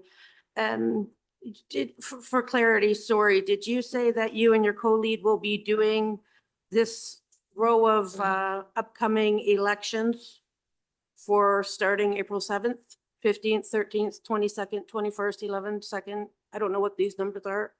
I thought they were dates. Sorry, so I think you're referring to under next steps and actions. So there is a third bullet. Sorry, the additional, I spoke to the principals and have identified based on those principles, yes, that there's already a Ward 5 election occurring. So that election will continue under the current process, but there are no other publicly announced elections. So looking at, Ward 15, then 13, 22, 21, 11, 2, 18, 14, 20, and then 7. Okay, so I'm sorry. My question was, did you say that you and your co-lead will be doing these elections? So as per the new procedure that was adopted by the membership working group and that's being brought forward to PIAC, again, it is staff that actually administer the elections. It is the chief of returning officer that oversees the election and is we are there to support. Okay, so my question then is, did you talk to staff to see their willingness to participate in this recommendation? So again, if we pass this recommendation, then we can engage in those conversations. That's consistent with how an advisory committee works, making a recommendation. I would say that the process is not very different for TDSP staff. It is only the change. And again, sorry, one actually part that I missed is during the election period, there is an option for trustees to run a ward forum where an all candidates session can occur. So the trustees can still have connection if they'd like, but again, it does not inhibit the elections to occur. And again, the history has been at PIAC that there are wards where there has not been an election held in 5 years. So this hopefully will get us to a place where there is meaningful parent engagement again, and as a fair, consistent, and timely fashion. And again, working with the trustees where they would like to support, welcome to receive that partnership. So no. Okay, we have a speaker list, Zena, and then followed by Eden. Thank you, through the chair. It's more of a comment. It's not really a question as much. And that is, as we look at this procedure as PIAC and we look at the concern of parent engagement and making sure our wards are filled, really important ones, of course, PIAC could reflect on the actual demands. I mean, we're going to take on the challenge, I guess, but what those demands will be on us as volunteer parents, school council chairs, I'll emphasize parents again, to actually make this happen at a pace that we want it to happen at, because we're all human. And we need to sometimes look at what our landscape is and what our bandwidth is. Again, not arguing that these need to be filled. It's just taking a moment to breathe and look at what this process is and what kind of impact that'll have on the current members right now, because the membership working group is going to be busy, but they're going to need support of other reps to make sure that election information is getting out there. They're going to need that communications working group to make sure that this information is being disseminated. They're going to need to work with different stakeholders. So just a thought and a moment to look back and say, what is this going to mean for us going forward? So it's more of a reflection, a comment to be making on this process. Thank you. Thank you, Zena, co-chair. Ward 16. Hi, I just wanted to make a comment on Appendix 1. I had sent an email to the working group to request that they consider my term end date to be 2 years from the date that I was actually included in PIAC communications rather than the date of my election, because 6 months passed between my election and PIAC actually, and the PCCEO office actually reaching out to me. So just wanted to ask if you would, if you had discussed that, because I wasn't able to make it, and if you would consider amending Appendix 1 to reflect that my term is going to be extended to at least October, November. At the membership working group, that item was not discussed. We can definitely discuss it at our upcoming meeting on April 16th, which I think will allow for sufficient time to discuss it. Thank you. Okay, so the list is growing and we're having on time. So we have Janice for 11, and then we have Michelle, trustee. Wait, that's all. Go ahead. Thank you, Sarah. Through you, Chair, Speaker. Just to clarify, so a motion is being put forward by the membership working group?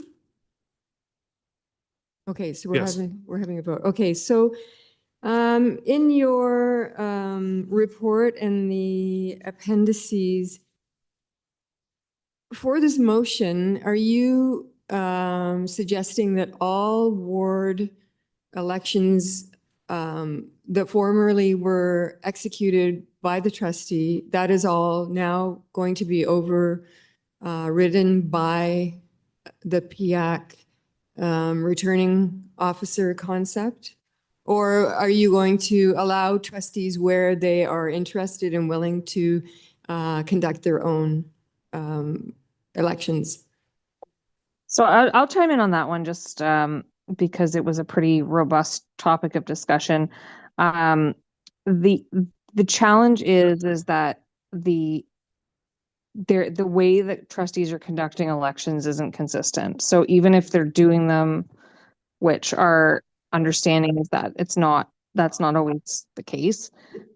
We really want to make this a kind of a one size fits all process to make it fair access, fair process. You know, there were some instances in some of the elections where there was, you know, expected to vote in person, concerns about confidentiality of ballots. So we really just want to take ownership of the process, not to say that anybody's done anything wrong, but just to make sure that it's the same across the board. So everybody's getting a fair access to becoming a rep should they wish to put their name forward.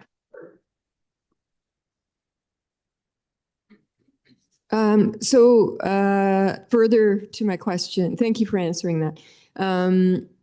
Has there been any communication by the membership working group with current trustees and a request for any collaboration or input or opinions asked, et cetera? So I'll also answer the first question that you had as well. Again, if you note in Appendix 4, that contains the last time these guidelines were updated, I believe in 2023, by the membership working group and the members at that time. It never did come to PIAC. So again, those guidelines were just at a working group level. As to the trustees, I think it needs to be very clearly understood that Regulation 612 speaks to no involvement of the trustees in the election process. And if you understand the structure of PIAC, which is a PIC under the regulations of the Education Act, part of the mandate is, again, making recommendations to the board, which is the trustees. And so there's an inherent conflict of interest when the trustees are actually supporting the elections process and getting quite into the weeds about how they're running the election. And there is a perception that they could be considered picking the people that are then going to provide recommendations on parent engagement. So again, was well discussed at the membership working group level, and there still is an option if trustees want to involve themselves the same way they always have with a ward forum during the election process to hopefully have candidates attend, and then so there still is that connection. Okay, so sorry. Is it question going back? No, I just want to just get a clarification on that. So what you just said right there, to my understanding, is that a trustee can conduct the election, but they are encouraged to draw on the willingness of PIAC to also conduct the election for them. No, that is not a correct reading of the updated procedure. The updated procedure is that the committee is taking ownership over its own membership and the process by which members come onto the committee, including recruitment, which is consistent with any committee and most organizations. Thank you, Andrew. We have quite a few extensive lists, and I just want to make sure we don't go back and forth because we are really short on time.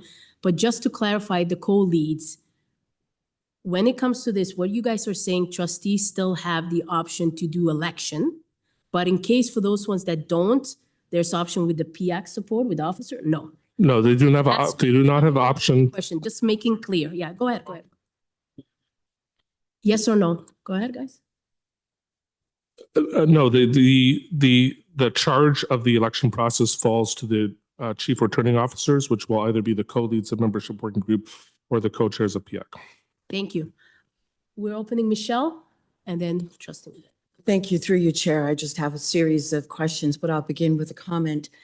The existing process for your ward elections has impact and implications for my office. As you know, that's outlined in your past and it's outlined in your present. So there are a couple errors here that I'd like to just highlight for the committee. So you've extended the elections period now to 32 days, is that correct? It's a total of 35 days. 35 days. So I will say that has implications for my office. I can't speak for trustees, but I wonder what that will mean for a trustee to hold a 35-day election. The other thing I wanted to speak to is just the role of the chief returning officers. So as it's defined, please bear with me, I'm at section 6 ward elections. I hadn't gone to the actual document yet. Just so I'm interpreting, so the role of the returning officer is to oversee all aspects of the elections? Yes. Would you clarify for me? Because as I read through, I'm seeing various sections of that. So would you just walk us through what that would entail from the beginning of the elections process to the end? If you look at, so again, going to section 6, ward elections. So again, speaks to co-leads of membership working group, or if necessary, in the absence of the co-leads of membership, the co-chairs will act as chief returning officers for which elections, to ensure that elections are conducted in accordance with the procedures, PIAC bylaws, and any relevant laws and regulation. Okay, then the next bullet speaks to the running of the election, which will be provided by TDSC staff, including the PCC office. This is consistent with which is currently happening. So again, welcome to have a conversation on how to transition this. And effectively, chief returning officer in an election process is meant there. So there is an example in the nomination period. Actually, sorry, if you turn to section 2, it speaks to chief returning officers will review any ineligible determinations ultimately that the staff have made and make final decisions, including any appeals. Again, this is bringing the decision making into the committee. And there are mechanisms by which, if the committee has displeasure with either a co-chair or co-leads, can remove them. So again, this creates accountability. And then as for the electronic voting, again, my understanding is the PCCOF currently uses Election Buddy, so not much would change there. And again, that would be administered by staff. And then as for the results, again, staff would, so actually one thing, this wasn't in the other, the previous guidelines, procedures. So in the event of a tie, lots will be drawn to determine the winner. We actually ran into that situation in the most recent election where it was kind of made up on the fly about what was going to get done about that. And then you'll see TDSP staff review the results with the chief returning officer. The candidates are notified of the unofficial results. Chief returning officer will review any appeals from the candidates and make determinations on appeal.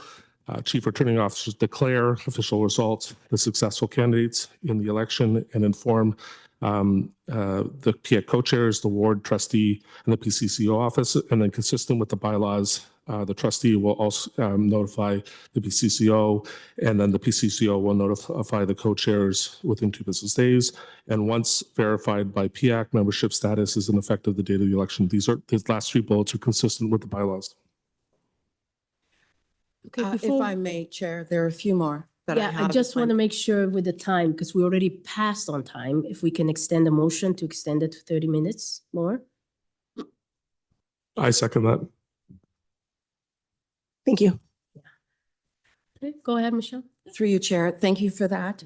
To the member. So it sounds then like, as I'm reading it, that the chief returning officer manages all aspects of the PIAC elections, meaning the membership working group co-chairs will now oversee all aspects of the elections as outlined in this document. If you could clarify for me where it states that, where you suggest that you review any eligibility determinations and make final decisions, including any appeals. I just want to take a minute to speak to the existing process so all PIAC members are aware. So presently, right now, when the nomination forms go out for PIAC rep, when those nominees lists come through, it comes through my office. We then go into our student information system to verify three things. One, that they adhere to Regulation 612, meaning they are identified as a parent, caregiver, guardian, registered effectively within the TDSB, and also secondly, that it adheres to your guidelines. So when we do that, we get a variety of information from our system to verify that. Are you asking that that information be shared with the CRO? Is that what that means there? Just want to be clear. So again, obviously confidential information would not be shared, but, obviously articulating the specific reason why the ineligibility occurred. And I think there are situations where there is ambiguity, and that that decision-making should be left up to the accountability, which falls within the committee, which would be the co-chairs of the membership working group acting as the chief returning officers. So through you, Chair, thank you for that. Through you, Chair, may I propose then that this language be clarified? Because right now it's very generic, very broad, and that leaves it open to interpretation. If I do have a couple other areas of this, you, Chair, do I have a few minutes to do that, or would you like to go to someone else? And come back? Yeah, Michelle. if we Okay, can thank you. Come back to you, that would be great, and you can wrap it up through it because we have quite a few extended list. If it's the same question, please keep it within 1 minute. We have, yeah, trustee, go ahead. Thank you. Through the chair, thank you. I have no opinions whatsoever about the mechanics of how you do this. And I want to be very clear that there's 22 trustees on the board and I have spoken to none of them. So the opinions I'm going to offer are mine and mine alone. But some of the concerns shared in the rationale have been a problem for me in my ward, in my experience, in the 6+ years I've been on the board. When I advertise that I'm holding elections and I'm having a ward forum in which these elections will take place, my ward forums don't draw particularly well. I've had the director of education out. I've had the police come to talk about cybercrime. I've had the math leads come talk about math instruction. This isn't me just running the highlights of what I'm doing in the ward. Come and look at me. I've got some people coming out trying to give meaningful, and I don't draw a big crowd. It's been my experience that very few people have actually elected the PIAC reps through this. So doing it in a different manner, and to be fair, I was quite unaware actually that, and I apologize to the committee, that I was unaware that when Sarah was elected co-chair or vice chair or whatever termination is appropriate, I didn't realize that created a vacancy for me. So I have 2 vacancies now because I've had another member move on. But I try to do them in the beginning of the year. At the beginning of the school year when interest is keen, do it in such a manner that it's all set up. I try to do it in odd years so that the 2 years will do it in such a manner that the newly elected trustee that comes in won't have to do it once it's not something they have to do once they're elected, that, there'll be those elections, people will be serving in that capacity for a year so they can get the lay of the land and figure out what's going on. So I was quite strategic about when I was trying to hold these elections. So the concept of you taking control of it and doing it when the vacancies occurred, taking it out of our control, making it something that we don't have to do, particularly when I can't generate a crowd that you would be excited about in terms of actually, producing numbers that, you would be proud to suggest that 400 people came out and 8 people ran and these were the results. Like, that's not my experience in my ward. So if you think you can do better than that by doing another process, I think that's great. And to the extent, I'm a little offended, but I'm also interested in creating around the concept of the appearance of impropriety, and I'm happy to remove, to be out of that and have that removed off my plate, and so that wasn't something that people were concerned about. So, and I have no opinion whatsoever on the mechanics of how you do that. Knock yourselves out, have a good time banging that around. But conceptually, from my perspective, this would be something that this would help me individually, and I think would help. You'd fill the vacancies quicker if you had the means to fill them yourselves with a mechanism that worked for you. Thank you, trustee. Yeah, we have another trustee. D. William, you want to say something? I took myself off, but I may as well make a few comments. I've had a totally different experience with the election process at the ward level.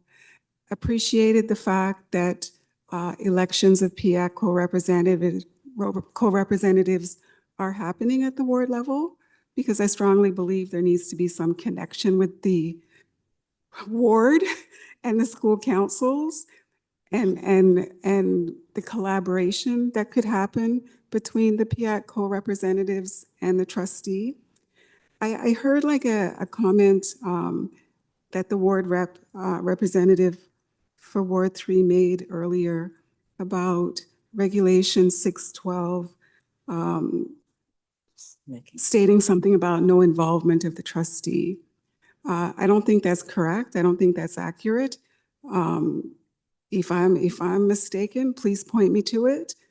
But it's the PIAC bylaws that frame the election process.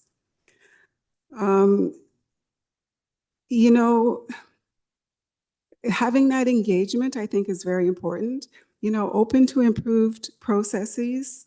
If some of the trustees are engaged in elections at the ward level are working effectively, that's fine.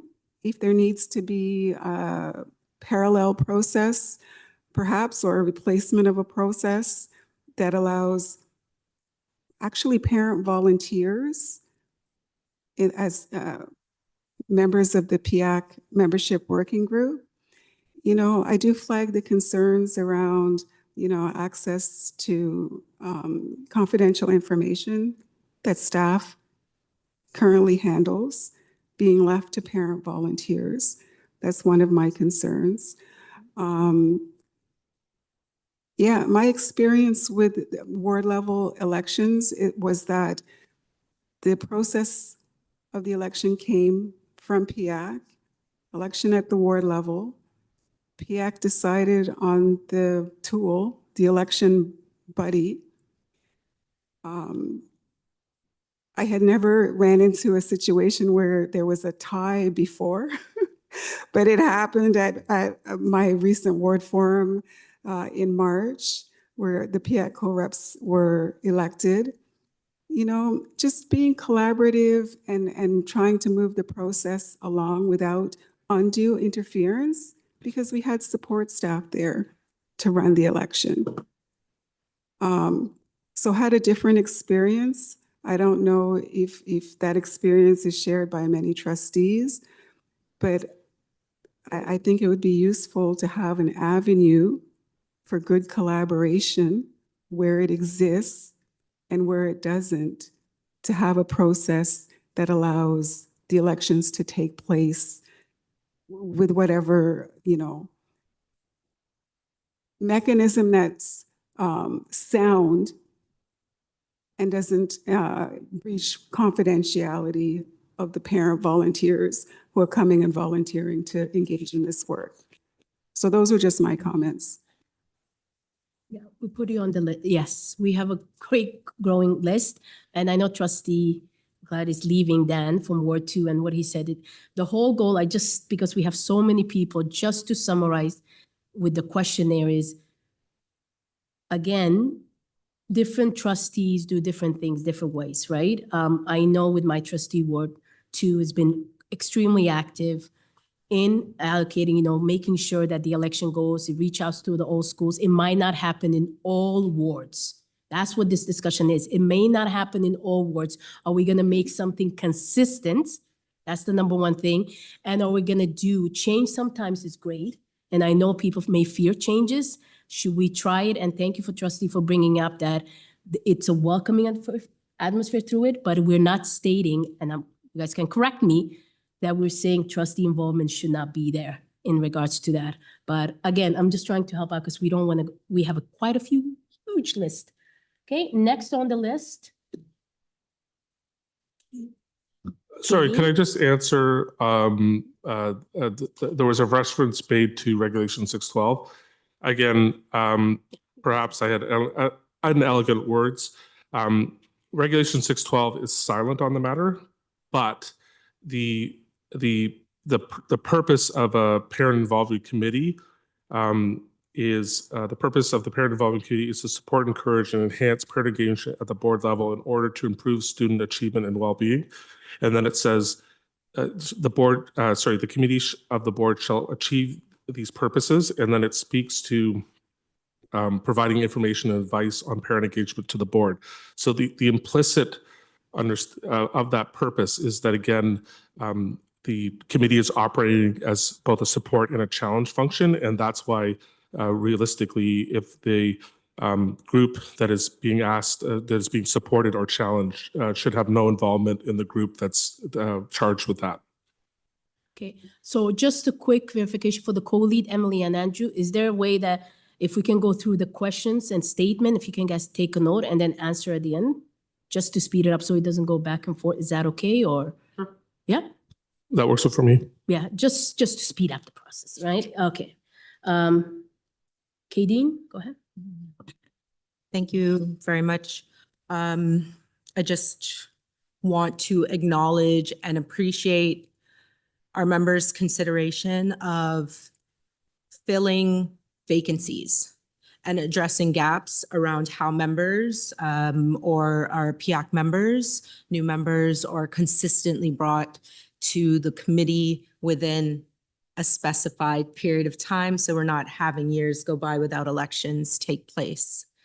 I am concerned, however, that we've moved forward and created significant gaps in our membership, including co-leads and leadership of working groups, without any consideration and clear operational effectiveness or efficiency around this process. So currently, we have working groups that now have no co-leads, or at least one I can say for certain has no co-lead, others that are going to be seeking co-leads, and then additionally, we're going to attempt to run a volunteer-led election process across multiple wards. This concerns me. Separately from that, I think that there was a huge misstep around developing a process without having conversations with the staff who are being tasked with this role to discuss and understand feasibility of this at a very busy time in the school year. There's a lot of responsibility that's now put on the PCCO staff to send communication, to also verify eligibility of not only nominees, but also voters, right? Because I'm assuming that if we are going to run elections, that the staff are also going to have to consider and verify that everybody who's on a voting list for a ward actually has a child in the ward, lives in the ward, et cetera, right? Those criteria. That hasn't been discussed, right? And I think we heard from at least one person to say, okay, well, there are a few things that are unclear here. So to me, that those conversations never happened, and they're being implicated throughout this proposed process in numerous ways and in numerous places. In addition to that, the chief returning officer is not a position that we currently have on the membership, in our bylaws, in our membership process. And so it's also not currently an approved role and responsibility with like clear, indicators and things like that. We have not voted for a chief returning officer. So I'd be concerned that the existing membership co-leads would by default become that chief returning officer if we haven't had the chance to discuss and approve that. So there are a number of things that are implicated here. We're being asked to approve a process that to me is still, has got some gaps and deficits in it. And unfortunately, we've now created huge membership gaps because we've taken the action to have people step down and request that they step down before we've really had the chance to discuss this process. So I'm concerned about that. And yeah, I feel a little emotional about it because we've lost really good people due to, you know, grand ideas, but without the proper operational steps and process to support it. And so I'm hoping members will consider that, in fact, what's here right now isn't sufficient because we're going to have to put a lot of things in place in order to effectively implement this process. And unless the staff are able to, like we have, I just want to remind people that how many staff are in the PCCEO office? What do they do and what do they already implement across our board of 265,000 students? What do they do? They're supporting school councils in 500 schools. They're providing parent engagement to all families. They are implementing the SCIO, right, funding every year. They're doing these things already, and we want to layer this on them because we expect that it fills a gap. And I appreciate, and I just want to add that I think what's missing in this is actually statements that speak to collaborative process supported by our trustees. So there are a number of things missing here. Thank you. Thank you. We need a timer and just a quick point of order in regarding to this, certain terminology. I want to reiterate, when it comes to staff communication, we are here as a co-chair representative to deal with the PCCO staff. So again, the certain wording, we are here to represent parents, not TDSB staff.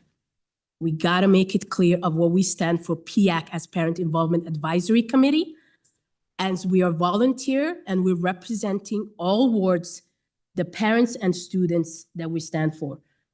Now, if there's a problem in regarding to the staff allocation, there's something to discuss, but I just want to make sure that as a PIAC, when it comes to those kind of discussion, there's the co-chairs aspect of it. Just want to put that forward. And also if we can have a timer, because we have a huge listing going on right now, so that we don't go off time. Thank you, Aiden. Erin, Ward 1.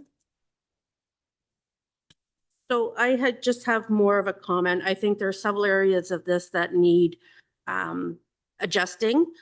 As a whole, I'm okay with the a revised process if it can be worked, but I don't think in its current format it is in a position to be voted on. So with that said, I would like to encourage all members that when we are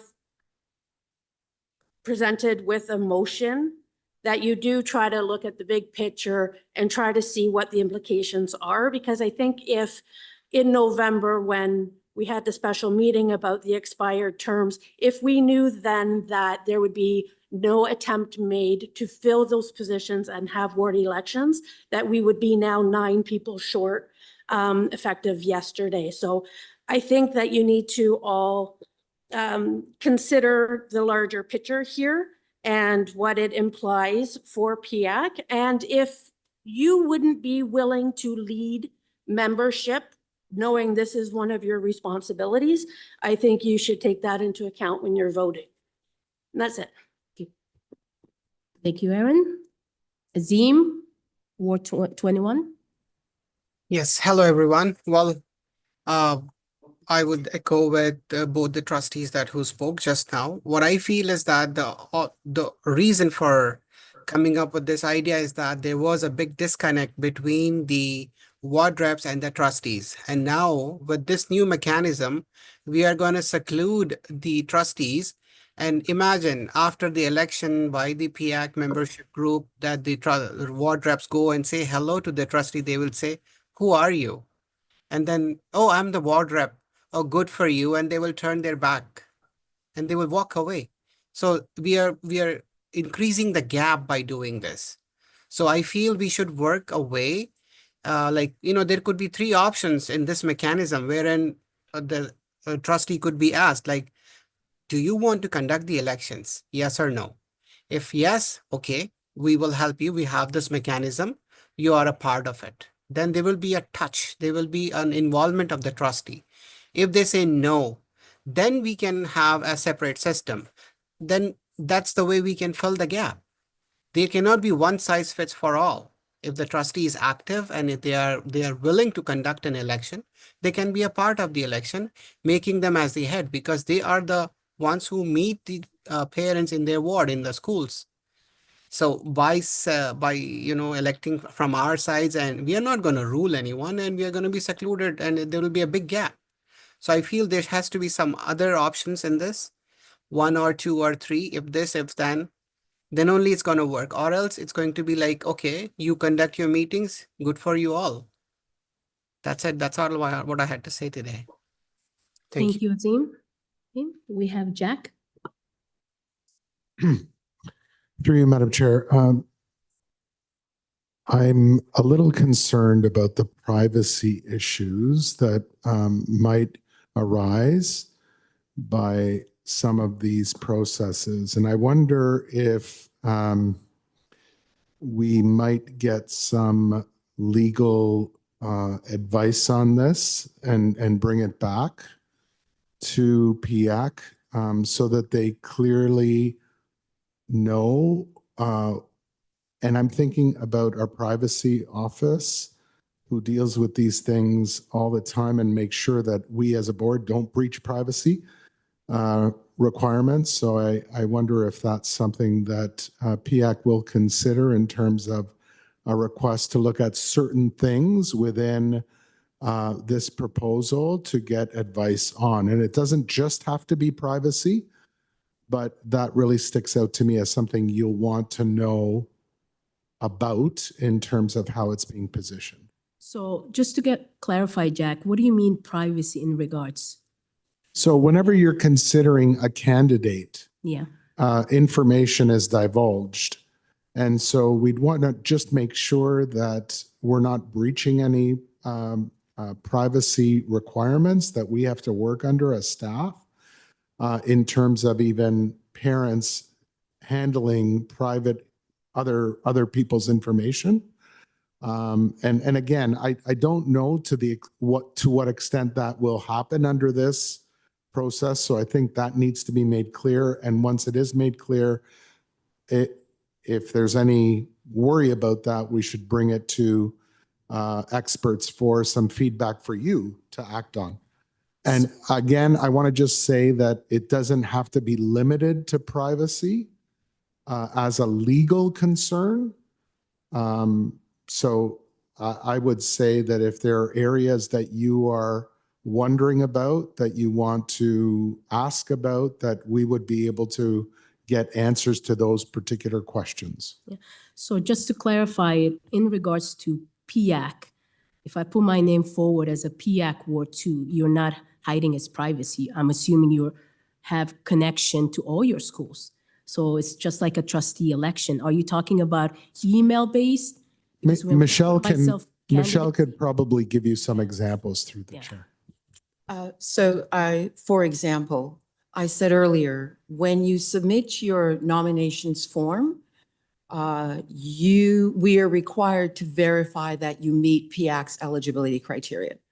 So what we do that is we then do some running and get a report to be sure that you meet the eligibility criteria.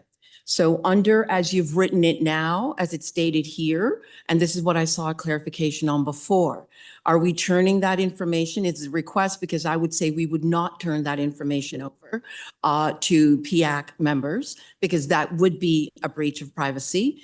And so this is why I asked for clarification on these sections and that it be clearly written so we can talk about what can in your entire process we relay. Another example of that is our office has had to revisit the way in which we verify your key criteria.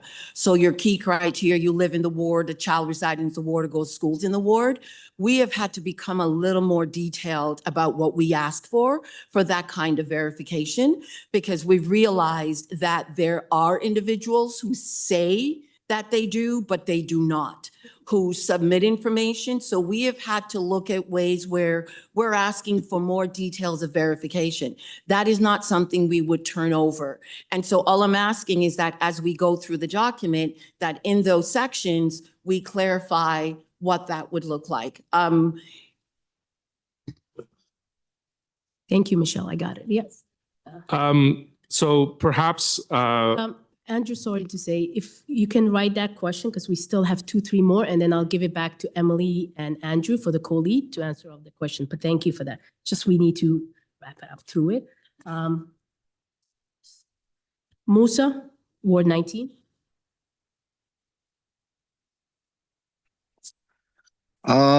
Thank you, Sarah. Sorry, I couldn't get the name of our respected lady next to Zena.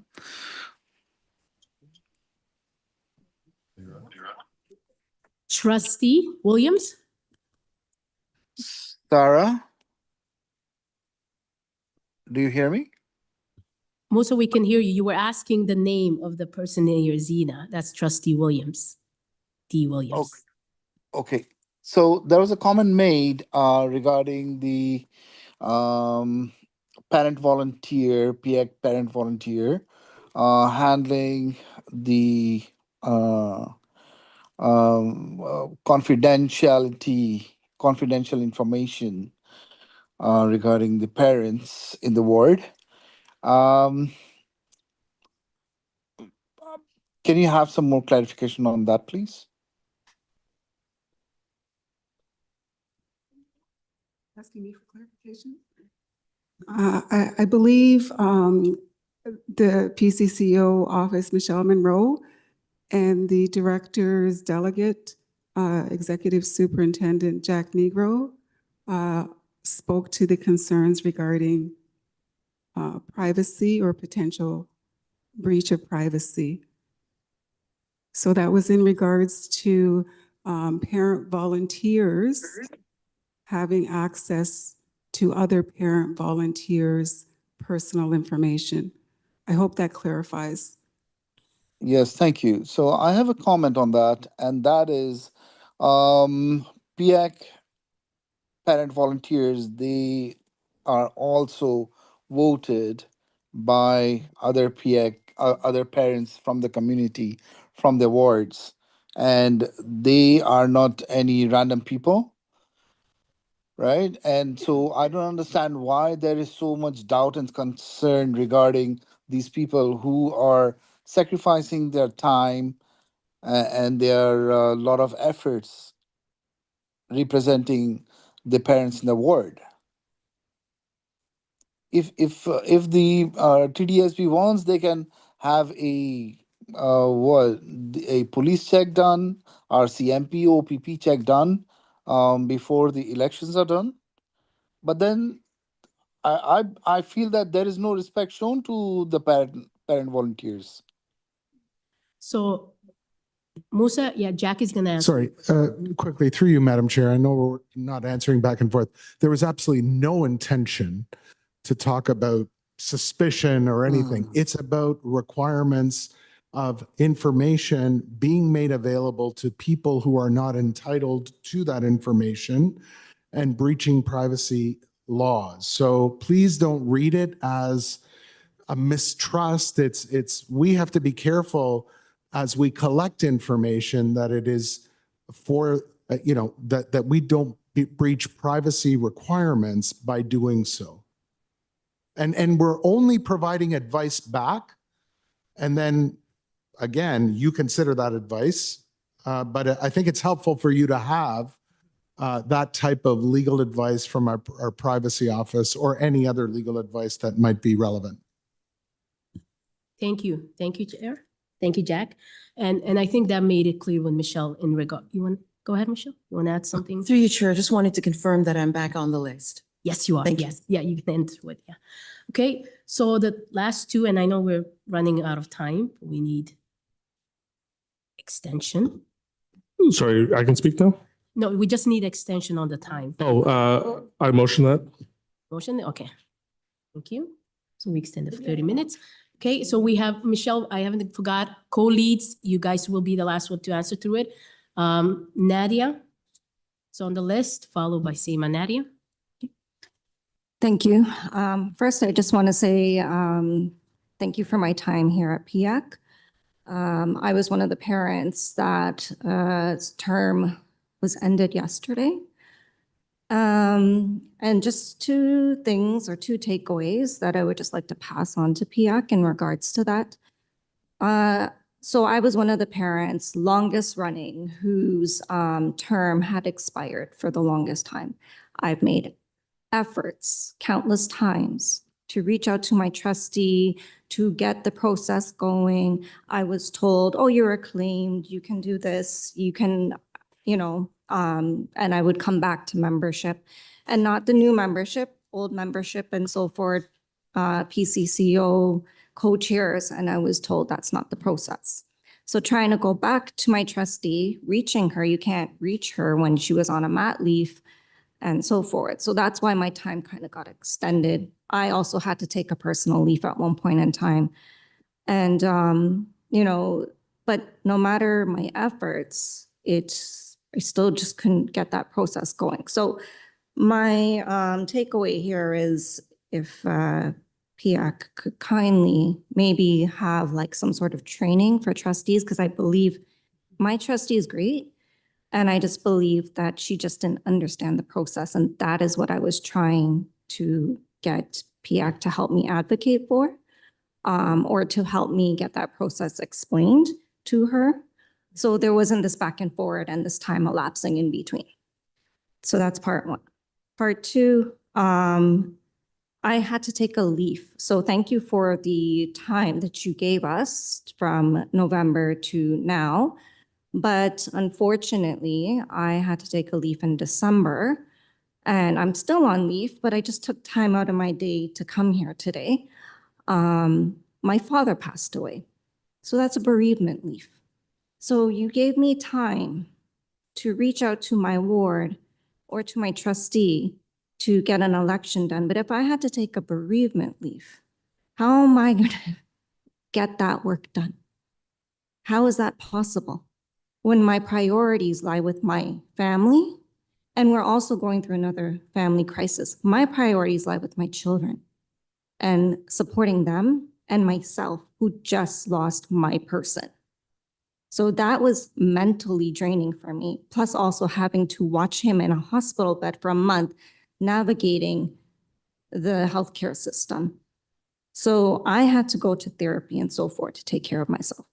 And I'm in a better place, and I would obviously like to come back to PIAC.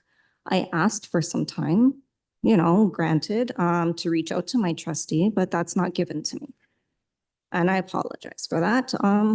But, I would hope that PIAC could put some sort of protocols in place for leave as well too. And just one more thing. Also, there was effective work that was being done within my ward, and it was being done with other wards too. And my trustee tends to collaborate with Ward 17, 18, 19, 20, 21, and 22. And there was effective work being done. So now my ward is going to go unrepresented, and that work can't continue because PIAC reps and us, we were coming together to make that work happen. Thank you, Nadia. That's very well done, Seema. Just a couple of things. In the working group meeting last week, I thought it was updated under ward elections, the nomination registration period, first bullet, that it wouldn't just be school messenger, but also wider channel, omni-channel approaches like TDSP Connect. So those notices are sent to everybody, not just the people in your ward. So there's a bit more transparency. My other question was, is there a cost to run elections presently? That's a question for whoever does them now. The other question I have is related to the form that was created for registration for people to vote, to register to vote and so forth. Were those drafted with an equity lens? Where did this originate from? Is it going to be translated into different languages? Who handles the translations? The other thing is, for the data privacy part, the data is retained under the Municipal Freedom of Information Protection of Privacy Act, right? What I'd like to know is, what are the safeguards from personal identifiable information being leaked? So that's data that's collected, that PIAC reps who are not bonded, who have not signed any NDAs or any sort of legal document precluding them from like taking your data and running off with it, or maybe even leaving it open on a laptop somewhere at a Starbucks. That's we live in an age where that is so easily done. You know, phishing scams are rampant. So I'd just like to know what happens with those forms that are collected. Are they destroyed? What's the timeline for them to be destroyed? Who signs off on that? These are things that we do in our workplace every single day at TDSB. Every organization and committee is beholden by these laws, right? So I'd just like to know that. And that is it. Thank you. Thank you, Michelle. And then we're going to give it back to the co-lead to wrap this up. Michelle? So through you, Chair, you're going to give me additional 3 minutes because I want to answer the questions of the previous member. So we keep records for 4 years per Regulation 612, and then we destroy them within our board process. I think you had a previous question. Well, my question was, that's TDSB. Yes, that is the district. You have an entire agreement and you're obligated. PIAC reps, we have no such thing. Oh, no, that is the district. So we collect your information, and particularly, I'm speaking specifically again, just to the elections process as outlined. So what we collect is information through nomination. Your nomination form provides a lot of information because we ask for your children's name, your children's school. We ask that type of information because that's the way in which we do verification within the board.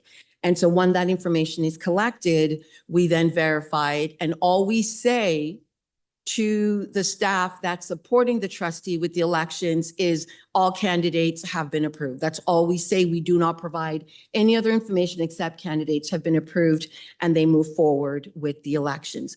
So if I may now just go back to the document, and I would really appreciate just a couple places. If I could just take the committee to the section in the minutes where it stated that the PCCO had information or access to election information. It reads that ballots were not private and trustee shared service PCCO had access to individual parent voting preferences.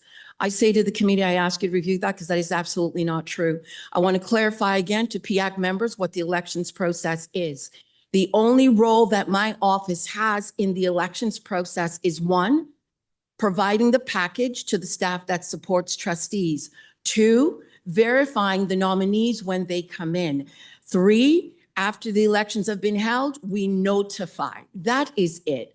We are not at ward elections. We don't administer it. We don't do it. So I find it really problematic when it states here, and it's connected to language that suggests that my office is engaged in inappropriate or some kind of behavior in terms of a ward elections process. Because, and I'm going to say this to the members of the committee who drafted these minutes, I would have appreciated if someone had clarified if that had been the case before it becomes official minutes of PIAC. So I'd like that retracted if the committee would review or clarify that, because my office doesn't even have access to those ballots once they are done. All right, if I may now just go to a couple of suggestions. Yes. So Michelle, just a quick clarification. You mentioned your office. On my Ward 2 election, there was Wilma representing with all the documentation and the process, including a superintendent attended the election for Ward 2. So Wilma is not part of your department? No. What does Wilma represent? So we could speak to that. So the shared liaison office, there's a group of staff that supports trustees with all of their ward meetings. You may see them as you move through ward meetings. So what we've done is we've collaborated with that office because they're actually on the ground. to support the processes as it happens. So you guys still support it though, some sort of support, right? With PCCO and. No, but what I'm saying is here, Regional. as it is written here in the minutes, and I just want to stay focused on that, as it is Got written here, it states that my office had access to ballots. And that is not the truth. So I just asked that be addressed. So in light of time, I just want to move through a couple of things and maybe some considerations for revisions in terms of the document. So I'm just going to echo, I would really, if the chief returning officers, I think if you're going to introduce that, you need to define clearly what that is and the roles and responsibilities of the CRO. I'm also under nomination and voter registration period where you say it must be school messenger. It will not be. I propose that, as we heard another member suggest, that any tools or mediums available to schools and the board. If we go under the nomination pieces, just clarification on nomination and voter validation, 15 to 21. Under number 2, again, that we clarify what the chief returning officers, I would say not can, but just clearly on what they will not have access to. So there will not be confusion moving up forward between my office and this individual. I'm also seeking clarification on the all candidates. If we could just create terms and guidelines for an all candidate meetings. Right now, am I assuming that the all candidates meeting will be rolled out in the exact way you roll out elections? Did I miss that? I may have. If so, it would be helpful if it's moved to where you actually speak to it. And under results period, day 29 to 35, bullet 1, 2, 3, 4, where it says the CRO and the staff will review appeals. There is an assumption that's made that bias can only sit within trustees. I ask us to reflect that. I think bias exists in each and every one of us. So to suggest that only one group of people can have a bias around an election process, I think is problematic. And that could be any individual, any person, simply because we all hold it. We all have preferences. We all have positions. We all have identities. And all of those things have impact and implications as to how we engage in our processes. And so if we look at the appeals process, I think, again, there needs to be clarity as to what this will entail and what this group, the CRO, will not have access to in order to move through that appeal. I apologize. There are just a number of things as I was reading through it. Is there anyone else on your speakers list? If not, I will wait, let you go back and you can come back to me. You can. So Michelle, it will be just the co-leads and you guys are the last ones. We're not taking any more questionnaires. So the co-leads are waiting for their turn to respond back to all those questionnaire comments and statement. Are you able to wait or you want to finish your Yes, part? just, I don't want to hold the committee hostage. So absolutely, Chair, you go ahead. Okay, thank you. Go ahead.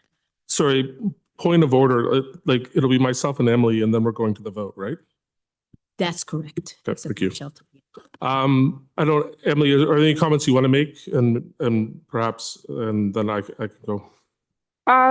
I will just say, again, I'm very new to this committee and process, but this certainly the spirit of which I interpreted the motion that was put together when we discussed it was that it is just intended to bring consistency to a process that I think we can all agree does not have consistency. It's not intended to shut out any trustee collaboration, and it's certainly not intended to give people access to confidential information that shouldn't have it. It's just so that there's a fair and transparent process to how these elections are conducted in a way that, that suits everybody, because it sometimes you just do need to have a one size fits all approach, because you can't say, well, my trustee runs elections this way and that's fine, but trustee on the other side of the city doesn't run them at all. So I think this was intended, and I've said this a couple times, to bring some uniformity and some depersonalization to this process, not in any way to vilify anybody involved. I think if there's mechanics that need to be finessed in terms of how we engage staff and how we engage trustees.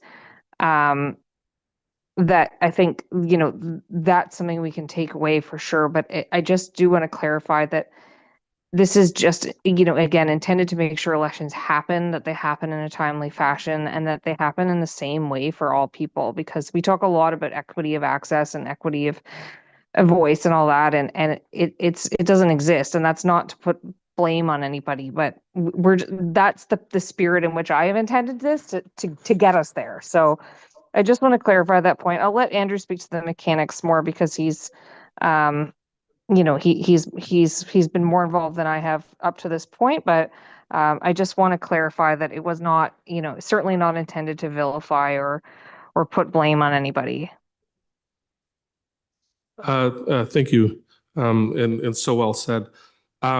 Again, to the piece around the minutes, more than willing to edit them, as I was able to edit the minutes for the general meeting this time around. So definitely to have those conversations. Again, how we did it was, again, the lack of clarity about who's doing what, which is under the current guidelines. So I think, again, like the issue of privacy, those issues of operation, again, my expectation is, you know, ultimately this was passed at the working group level. So it does already replace the guidelines, because that was only passed at the working group level. Is to work with staff to, you know, come up with that process. And I think, yeah, over the next couple of weeks, you know, to dive in, I think we can definitely come back after, you know, again, advocating for this to pass, and that I think in the spirit of collaboration that we can, you know, defer to staff on operational issues and privacy. I myself have several ethical obligations, both my personal beliefs, and I'm also both a CPA and Ontario College of Teachers. And so, you know, I will never look at private information, even if it's sent to me, and I have no expectation that board staff would ever do that. So yeah, so I think this is a path forward. I think by not voting for this is voting for the status quo, which is, again, 43% of members, of vacancies, and again, a really inconsistent process. And I really think there's opportunities for the committee, and again, always to sort of, again, elevate our reputation and those kind of pieces, which can be done if this is passed. And I ask for the vote.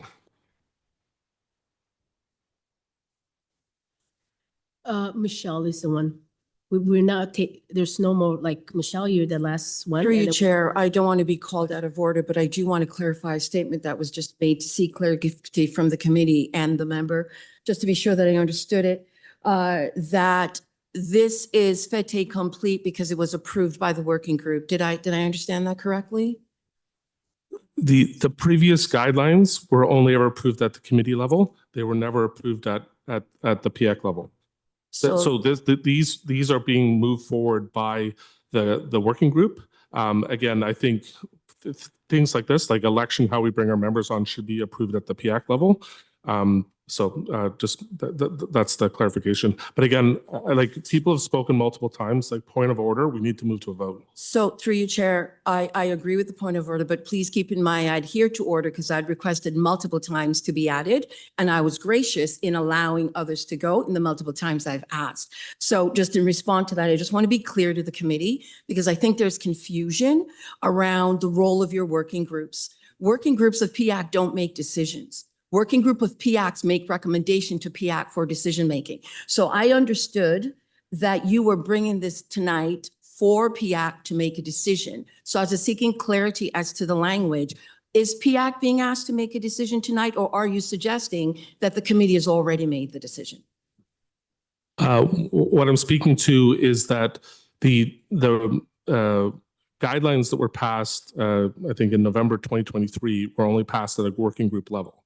The working group has moved these forward and endorsed them, and that is seeking the council, the committee to approve them. Question for Andrew. This is actually more of a membership issue. If we bring this to a vote, do we have quorum at this time? Can you confirm that?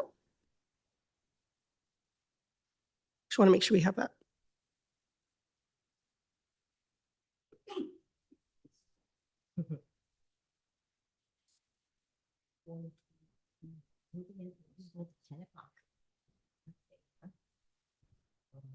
We're one. Tuesday, 10 o'clock.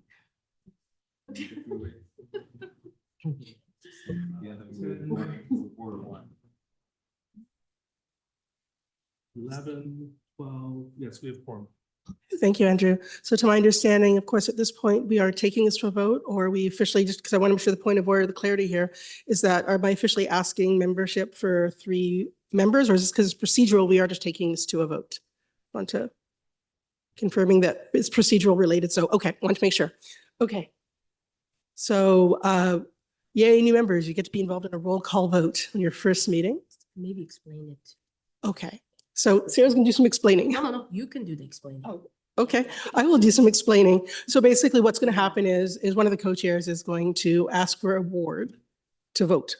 If you're the only person in the ward, then you're the person that votes tonight. If there are 2 people, only 1 person votes. It sounds like a game show almost. So that's what happens there. Now to vote, you're in favor, or you're against, or you abstain. An abstained vote is not counted either way. If you are for the motion, it's an in favor. And again, if you are against the motion, it's against. Okay, take it away, Sarah. Okay, Ward 1. Ward 1 against. Ward 2, nobody's there. Ward 3, Ward 3 in favor. Ward 4, Ward 4 abstain. abstain. Ward 5, nobody. Absence NA. I'll just say NA, which means there's no PIAC rep. So I don't have to repeat. Ward 6, In favor. Ward 7, In favor. Ward 8, Ward 8 opposed. Ward 9, In favor. Ward 10, In favor for we- me. Yeah. We haven't conferred, so I don't know. Oh, we only get one vote. We only get 1 vote. yeah. What was it? Ward 10, sorry? Was it favor? We only get 1 vote and we haven't had a Can we, chance. can you come back to us, please? Well, it's just abstained. Like, were you guys here? It's just we're moving on. I mean, I would vote yes, but Okay, you guys, Yeah, okay. we'll okay, come we're back. yes. In favor. Fair In enough. favor. In favor, okay. Ward 11, I lost my vote yesterday. oh, yeah, okay, sorry. Ward 12, In favor. Ward 13, there's NA. Ward 14. Anybody in Ward 14? Ward 15, NA. Ward 16, Ward 16 in favor. Ward 17, Ward 17 in favor. Ward 18, I don't believe Ward 18 is here. okay, oh yeah, that's great. Stepped down like ages ago. Okay. Well, I have Months ago. Ward 19, Abstain. Ward 20, Against. Ward 21. I don't Any? have the right to vote. Yeah, sorry. Thank you. Ward 22. I don't have the right to vote. Yeah, okay, that's it.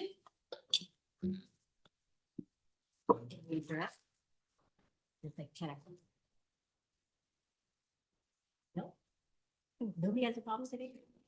Can we take a minute to acknowledge the members that were ejected yesterday and, thank them for their time and dedication and apologize for the brash outing? Thank you.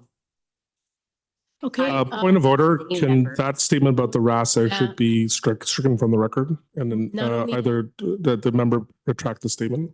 Not only that, it wasn't part of the questionnaire. Guys, if there's any question, please put your hands up on the speaker list. Thank you.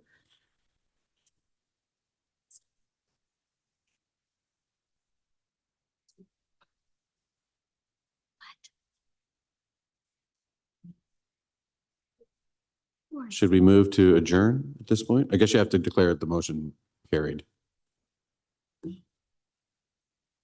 What's the status of the motion?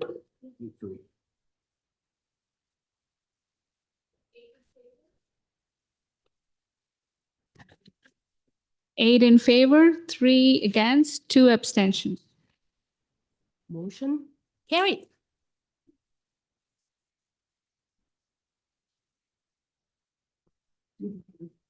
Yeah.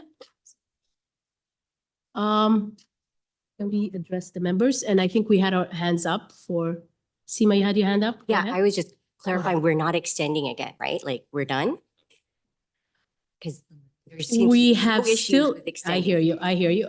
We still have the staff update report. We still, the other ones will be fine. It's up to Jack. I know we've extended numerous time. It's fine with me. I would ask it to be deferred. Anybody motion that? I agree. Let's defer. Okay, so we deferred. Okay, so let's see what Aaron mentioned. Let's see, please. Before we officially adjourn, and I know it's been a long night, but we do want to acknowledge, we have a lot of great knowledge and a lot of great voice that we did lose as of yesterday. And I want to say, hopefully I speak for all of PIAC, even our brand new members, that we appreciate the work and we appreciate the passion and we appreciate the collaborative efforts of all of our members that technically left us as of yesterday. Doesn't mean they'll return to us. We don't know. Doesn't mean they're going to join working groups. We don't know that either. We can only hope that they can take with them some really great moments that they achieved at PIAC and find us again. Because I wouldn't want to think this is the end. So thank you very much to all of those who have, I could call out names, but I know we're being recorded, so I don't know if names want to be called out, but we really do. Now, of course, before we all get up and leave, formally, we have to pass a motion to adjourn. Is anyone going to second that? I'll second it. We have lots of seconders. Thank you very much, everybody. Have a great evening. Thank you. Thank you.